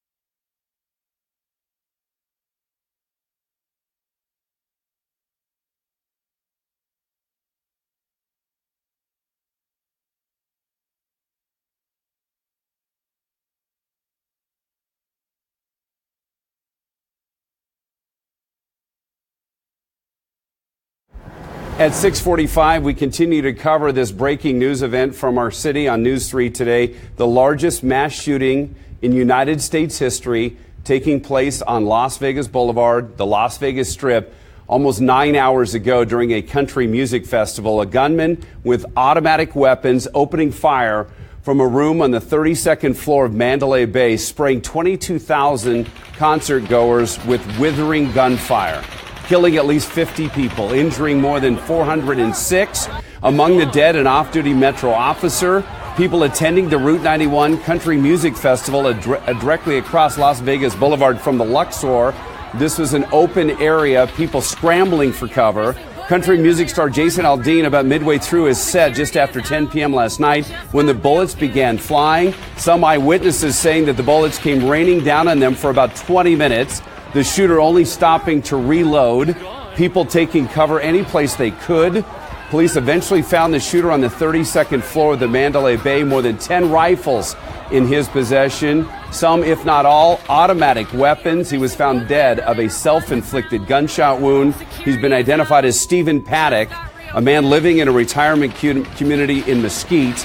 The big question is why. The Daily Mail has interviewed his brother indicating that Stephen Paddock had no political or religious affiliation. He can't believe that his brother could do something like this. So we have you covered with Faith Jesse at UMC this morning, Heather Mills at Metro, Crystal Allen at the Thomas and Mack Center, and our Kim Wagner joins us live from Sunset and Las Vegas Boulevard. Dana, I have got to introduce right now a survivor. He was there. He felt bullets whizzing over him as this was happening. Brian is an attorney from Los Angeles. Thought this was going to be an enjoyable weekend. Take us through what happened since you were right there. So I was sitting in the VIP section. So if Jason Aldean is looking out toward the audience, it would have been on his left-hand side. If we're facing Jason Aldean, it's to the right-hand side of the stage. Was in the front row. I heard a couple pops, looked up in the sky, thought maybe fireworks because Jason Aldean was the last act. Looked up, no fireworks, I got worried. And what was eerie about that is Jason Aldean kind of hesitated during the song. He heard him, he didn't say anything for a few seconds, so then I know something's wrong. And then the loud gunshots went off. But what really seared my mind is looking at Jason Aldean drop his guitar. I can still see him he dropped it and sprinted off the stage. I immediately jumped up, ran, and then I got in the aisle, and then the massive shooting started happening then. I mean, rapid fire, I will tell you, it felt like 30 seconds. It was never ending. My head is down flat on the aluminum. I'm pulling people, trying to pull people down, because I think the tragedy was a lot of folks were kind of frozen in the moment. They were not paralyzed with fear. They were not moved. They're not moving. I'm like, get down, pulling people down, and it was never ending. And I felt like, even though I was laying on the aluminum, my side of my head was like exposed, and I'm just like waiting. I'm like, am I gonna get hit? Am I gonna get hit? Am I gonna get hit? Thank God I didn't get hit. Stops for a few seconds. I then run down the stairs, and there was a heroic guy near this room. It was like a little room underneath the bleacher area. He funneled in about 15 or 20 people and said, get in here because you don't want to run where we were trying to run because the shots were coming. We would have been an easy target. So did you realize the shots were coming from above you? No, absolutely not. Okay. That's what people need to realize. Yeah. 22,000 people in there had no freaking clue where those shots are coming from. By the way, I'm right next to Las Vegas Boulevard. There's a fence there. I'm thinking a shooter's going to jump over the fence and kill us. This is what we're going through. We don't know where the shots are coming from. We don't know if there's one shooter, two shooters, three shooters, four shooters.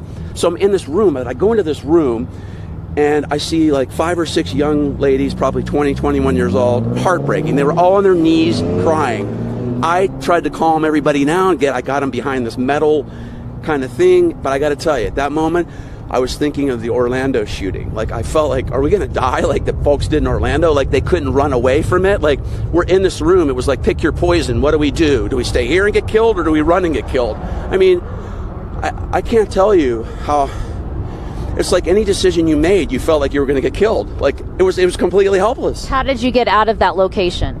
Great question. There was a little gap in the shooting again, so now we're in round 3 of the shooting. I peeked my head out. I'm like, if I'm going to die, I'm going to at least get shot trying to see if we can get out, right? I didn't want to keep sitting in this room. I peeked my head out the door facing the Mandalay Bay, and a police officer, very brave police officer, screamed and yelled, go north, run now. funneled everybody out of there, and we ran further away from the Mandalay Bay. But another horrible part was then we tried to exit, and there was a space about this wide for people to get out. So you had to go one by one, and we're all like, everybody's screaming, crying, yelling. Saw a couple of people shot. Imagine having to wait to exit when you think bullets are going to be coming from behind you. We had to just sit there and wait. I'm like, oh my God, is enough time going to go? Okay, one by one. And then finally we made it out, and it didn't end there. Then I run to the Tropicana, and I'm like, oh my God, I survived. And then we get reports, oh, there's a shooter at the Tropicana. Everybody's running through the casino. I saw flip-flops, tennis shoes, T-shirts. People were dropping stuff everywhere because now we're in the middle of a casino. We think somebody's in the casino that's going to shoot us. It never ended. I ended up at the MGM hiding in a conference room center. Gosh, are you here on your own? Do you have any friends or family members with you? I came by myself, and I seriously have nowhere to go. I have my little wallet with my driver's license. I might try to fly back later. I can't get my belongings out of staying at Mandalay Bay. Mandalay Bay. I'm on the 24th floor. By the way, the same elevator that the lunatic used to kill people. He probably used the same elevator. I could have been in. Who knows? Brian, this is where I give you a hug. You're a survivor. Thank you. Thank you for sharing your story with us. I'm so sorry for what you've been through, but it sounds like there were many acts of heroism through all of this as well, that you were talking about police officers who were doing everything right. Let me tell you, I happen to be a civil rights lawyer, and I will tell you, those police officers last night, I mean, I get emotional thinking about it. I can't imagine what those guys and women were up against. They were overmatched. They had revolvers, and this guy had an assault rifle. They're very heroic. Brian, thank you. Thank you. Wow, if that didn't bring you to tears, I don't know what will. Brian, a survivor, here with us, and I'm so glad that he brought up the stories of heroism with police officers, because we have many police officer friends, but we're also journalists, and I get a lot that you guys always report on the bad stuff. Well, this is a morning where everything was going the way it should with the people who are sworn to protect and service. And so thank you for your service. We often say it to military members. I think that also goes out to police officers. Sorry, I'm a little overcome, but that was quite the story to hear firsthand. Dana, I'm going to send it back to you in the station. Kim, we've been trying to keep it together all morning. This is the city we love. And that eyewitness account was completely compelling this morning. So I'm glad that you were able to find that man. I'm glad he survived. Many others did not. Here's the family hotline. If you're trying to find somebody who may have been at the concert and trying to find out if they were killed or injured, it's 1-866-535-5654. Again, 50 people killed at least. Death toll could go higher. 406 more taken to local hospitals. Sunrise Hospital taking the injured, along with UMC, and that's where we find our Faith Jesse. Faith, it looks like you have an interview that might be able to give us an update on some of the conditions of the injured.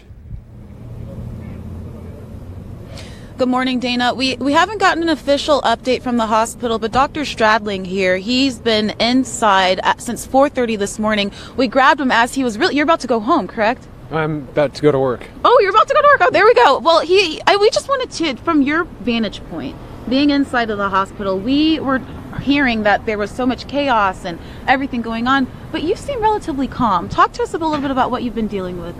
Well, as I mentioned earlier, it's really not different from most nights. It's kind of crazy here on a normal basis. And actually inside, it's very calm. Everything is organized, not organized chaos, it's just organized.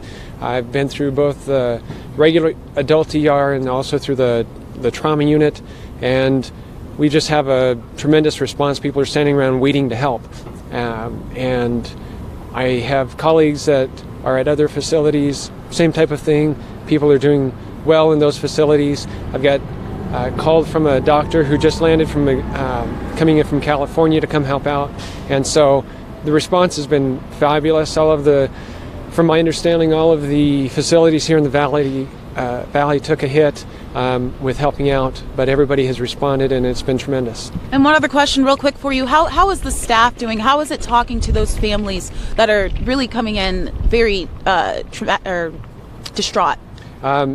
As far as the families go, I actually have not dealt with that. I've been in the trauma units and the ER, not in the family areas to deal with those people. I'm sure those people are under a lot of stress. But again, inside everything is calm. Walking down the hallways, you wouldn't have ever expected that something happened last night of that magnitude. Thank you so much, Doctor. And he's one of many people that are just working very hard to help facilitate everything that's going on. One thing, there's going to be a blood drive 7 o'clock this morning, or actually now it's past 7 o'clock, or almost 7 o'clock. You guys can help out. We have that information on our website. And I'm going to let the doctor get back to work here. Thank you so much for helping us out. And we're going to get more information, update you guys as we get it. For now, I'm Faith Jesse reporting News 3. It's all hands on deck today at UMC, Sunrise, all of our local hospitals today. 406 people injured, and there are ways for you to help. They desperately need blood donations this morning. There's the website, bloodhero.com. We're expecting comments from the President of the United States at 7:30 this morning. We will effort to get those live on our CW station. But to recap, the nightmare has finally hit our city. NBC News calling it the largest mass shooting in United States history, as a gunman with automatic weapons opened fire from the 32nd floor of Mandalay Bay, spraying 22,000 concert goers with bullets, trying to inflict as much damage as possible. At least 50 people killed, injured 406 more. Among the dead, an off-duty Metro officer, another on-duty officer in stable condition in the hospital. People attending the Route 91 Country Music Festival directly across the Las Vegas Strip from the Luxor. Country music star Jason Aldean was about midway through his set just after 10 p.m. last night when the bullets began flying. Some eyewitnesses telling us that the bullets came raining down on them, they thought, for 20 minutes. The shooter only stopping to reload. He had more than 10 weapons with him at the time. Many, if not all, were automatic weapons. People taking cover any place they could find. Police eventually found the shooter on the 32nd floor of Mandalay Bay, and when they got into his room, he was dead of a self-inflicted gunshot wound. He's been identified as Stephen Paddock, who lives in a retirement community in Mesquite, so he is a local man. We are going to the Today Show on Channel 3. However, we have more local news coming up on the CW. We invite you to tune over to Cox Cable Channel 6. It's over-the-air Channel 33. We are headed there right now with more local news. Live from the News 3 studios in Las Vegas, this is Wake Up with the CW. Up to this breaking news on the CW this morning, I'm Dana Wagner. And NBC News calling this the largest mass shooting in United States history. A gunman with automatic weapons opening fire from the 32nd floor of Mandalay Bay, spraying 22,000 concert goers with bullets, killing at least 50 people, injuring more than 406 more. Among the dead, an off-duty Metro officer, people attending the Route 91 Country Music Festival directly across from Las Vegas Boulevard from the Luxor. Some eyewitnesses say the bullets came raining down on them for an estimated 20 minutes, the shooter only stopping to reload. People taking cover any place they could find, but not much cover to be found. This was an outdoor music festival taking place on ground level. Police eventually found the shooter on the 32nd floor of Mandalay Bay. And once they got into the room, they found him dead of a self-inflicted gunshot wound. He's been identified as Stephen Paddock, living in a retirement community in Mesquite here in Clark County. And we have you covered this morning. Our Crystal Allen will join us live from the Thomas and Mack Center. Many of the people attending this concert were bused at that location so they could be reunited with family members. Our Heather Mills joins us live from Metro headquarters this morning. Our Faith Jesse is at UMC, where many of the injured were taken.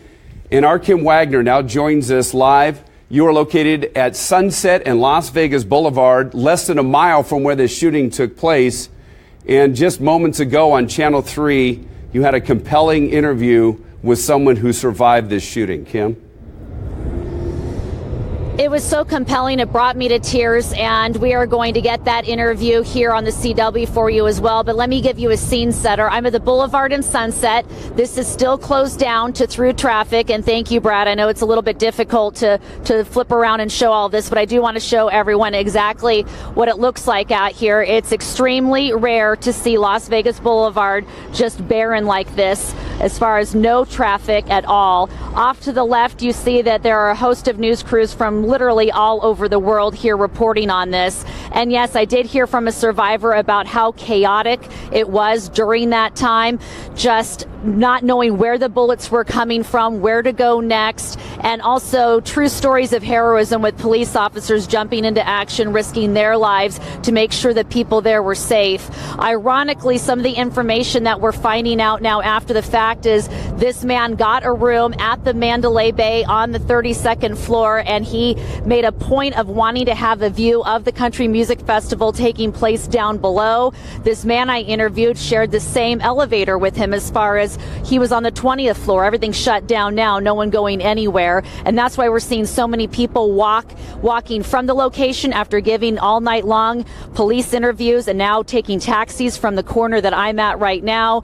And we also are hearing from workers who are trying to get to work and don't know what to do. I've talked with someone from Bali High, the golf course next to Mandalay Bay. He's not sure how to get to work. We have a host of executives and other people standing off to the side, whether it is Mandalay Bay or another resort. They're not sure how to get to work today or even what to do, quite frankly. So things are in a bit of a calm mode right now, but still shock and awe. It'd be the best way to describe it. People just cannot believe the horrific tragedy that played out at this location, and they quite literally don't know what to do next, Dana. Much, and we're going to queue up that interview that you did with that survivor from that location. It's actually extremely compelling, and wait until you hear his story. We played it just about 20 minutes ago here on Channel 3, but we'll re-queue up that entire interview, and you're going to hear that coming up in this program. Right now, we want to take you live to Crystal Allen. You're at Thomas and Mack Center, and this shooting happened at 10:08 last night, and shortly after that shooting, they began busing people from the location of the shooting to the Thomas and Mack Center, not only for their protection, but so they could be reunited with friends and family that they were at the concert with.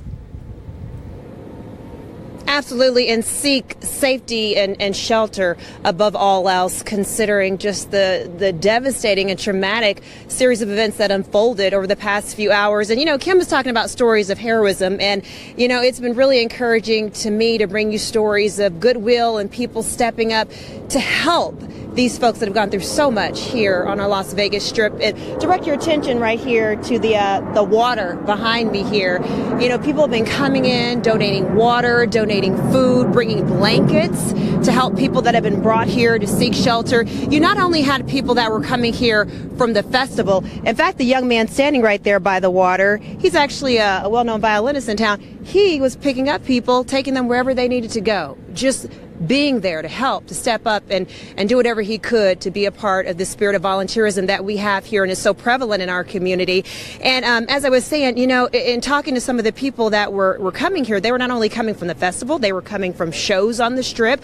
Some of them were checking in to their hotel and just trying to figure out what they needed to do. In fact, it's kind of died down a little bit now, but earlier we were showing you some of the buses that were busing people in, and they were actually taking people back around the back way. Tom Holly was telling you on some of the roadways have opened up there, the back way of some of the properties, so they can get back to their belongings and get situated again. We also had people volunteering with Lyft and Uber, just volunteering to take people wherever they needed to go. And also we had some taxis that were here too. So really everybody, a lot of people stepping up in a big way to help in light of everything that's happened over the past few hours.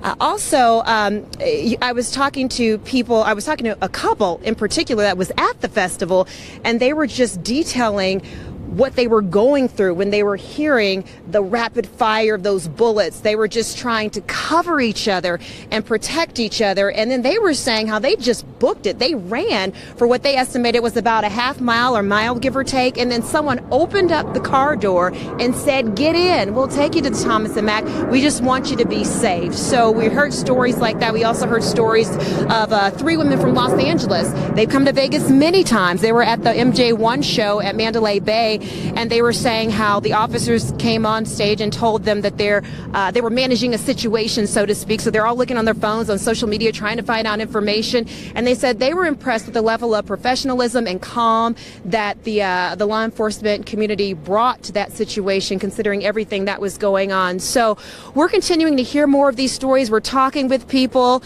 and we're also trying to get a better idea of kind of what people are doing inside and where they're kind of headed to now, that things are a little more calm here at the Thomas and Mack. But right now, we're going to go ahead and send it over to our Heather Mills, who's live at Metro headquarters for the latest of what Metro has been telling her with regard to the details of this situation. Heather, let's go ahead and send it to you. Crystal, thank you too, and I want to remind everybody that Las Vegas Metropolitan Police headquarters here on the corner of MLK and Alta is also serving as a location for family and friends to meet up. So if there is someone that you have not been able to get in touch with or you need to find them, this is a location that they're offering for that safety net. And we spoke with the sheriff. We heard from them in a press conference just about an hour ago, updating the number of dead, the number of injured, and what we know about the shooter. That warrant being executed on his home in Mesquite, that individual identified as 64-year-old Stephen Paddock. And what they know is not much in regards to his situation. We're hearing that there are no known terrorist ties, no radical beliefs, nothing like that would have led him, or at least police believe would have led him to do something like this. Again, last night, 50 killed, more than 400 taken to area hospitals recovering. The undersheriff, Kevin McMahill, had said earlier today that this is the most disturbing thing that he's seen in his 27-year career. And as you can imagine, our first responders are having to deal with this mentally as well. The tragedy of seeing this situation unfold, having to take care of all these individuals as they're lying in the street after this country concert, but mostly too, some of their own have been injured and killed. We do know one police officer was killed at the concert, at least one other injured. And so they're having to understand this in terms of their own personality, the way that they're going to deal with something as tragic as this. Las Vegas Metro working with the FBI. In fact, the FBI really taking the lead on this. What we've also learned is that there was at least 10 weapons found in Paddock's room in the Mandalay Bay, in the 32nd floor in that room when he opened fire on that crowd below. From that room, what we've heard from the undersheriff too is that he was shooting across Las Vegas Boulevard, so not directly underneath him, but across. And so that created a lot of pandemonium when those bullets started flying, when people were listening to those shots being fired. Everyone was running in different directions. That definitely did not make it easier for first responders as they were coming to aid all these people who were panicking and screaming, rightfully so, in all different directions. So again, that certainly has made their investigation a little bit more difficult. But with the number of 10, at least 10 weapons found in that room, this is going to be an investigation that is going to take days, weeks, possibly even months, as the forensics alone for that type of, the number of weapons involved in that type of shooting could take some time. So lots of information still filtering through here at Metro headquarters. We're expecting another update at 8:30 from the sheriff, and they're providing those to us as they get more solid and more concrete information. So again, about 8:30 is when we do expect to have that next update from Sheriff Joe Lombardo of the Metropolitan Police Department. And for now, what we're seeing here, at least I can tell you, on the scene here at Metro headquarters, obviously a lot of police, a heightened security, and a lot of media from around the area, and also some from Los Angeles, and our international partners, our national partners like CNN, all converging here to get the latest information. Things are quickly developing, so as soon as we get that new information, we will bring that to you. I'm going to send it over to our Faith Jesse, who is reporting live from UMC. And I know, Faith, obviously the number of injured, that number could potentially get even bigger, but we do have a great need for blood. We've been giving that number out as well this morning, as well as the number to find individuals or help the FBI. All of that, of course, you can be found on our webpage, News 3 LV. But Faith, I'm going to let you take it from here at the hospital. Good morning, Heather. That's exactly right. That is one of the biggest things. Actually, just at 7 o'clock, that's when they opened up the blood drives. We have that information. I can actually give it to you guys really quick. two blood drives, one at 6930 West Charleston in Las Vegas or 601 Whitney Ranch Drive in Henderson. If you guys are interested, they are out there taking blood. What we're seeing here at UMC is a lot of emotion from families, friends. We're actually hanging out. I'll step out of the way so you guys can see the scene here towards the back of the hospital. The reason we chose this location is because this hospital is still a crime scene. A lot of crime tape. We can't get to the front, but this back door, we're seeing doctors, nurses, friends and family coming in and out. And we've actually been able to speak with some of them throughout the morning. One was a woman named Rosie. She did not stay for Jason Aldean. She actually left to go gambling, but says she got a phone call that her friend was shot. I believe we have that interview queued up for Rosie, so take a listen to what she told us this morning. And I left my friends behind, and next thing I know, I get a text that Chris had got shot, and next thing I know, it was a battle to get to the hospital. And once I got here, I found her, and I was in a room with a bunch of other people who had no answers. And very encouraging words from Rosie. She's just one of many people. What we're hearing is that over 400 people had to come to the hospital. UMC is the only level 1 trauma hospital in Nevada. So they've gotten most of the patients. Others have gone to Sunrise. We actually spoke with a doctor who was in surgery this morning for someone who was shot in the face. He says that the person will be okay, but that's just one of many things that are coming in and out of the hospital. He also told me that they're getting extra help coming into UMC. One doctor flew in from California this morning. So we're going to stay on top of this for you. For now, that is what we have. I'm Faith Jesse reporting for News 3, and you'll have more information after the break.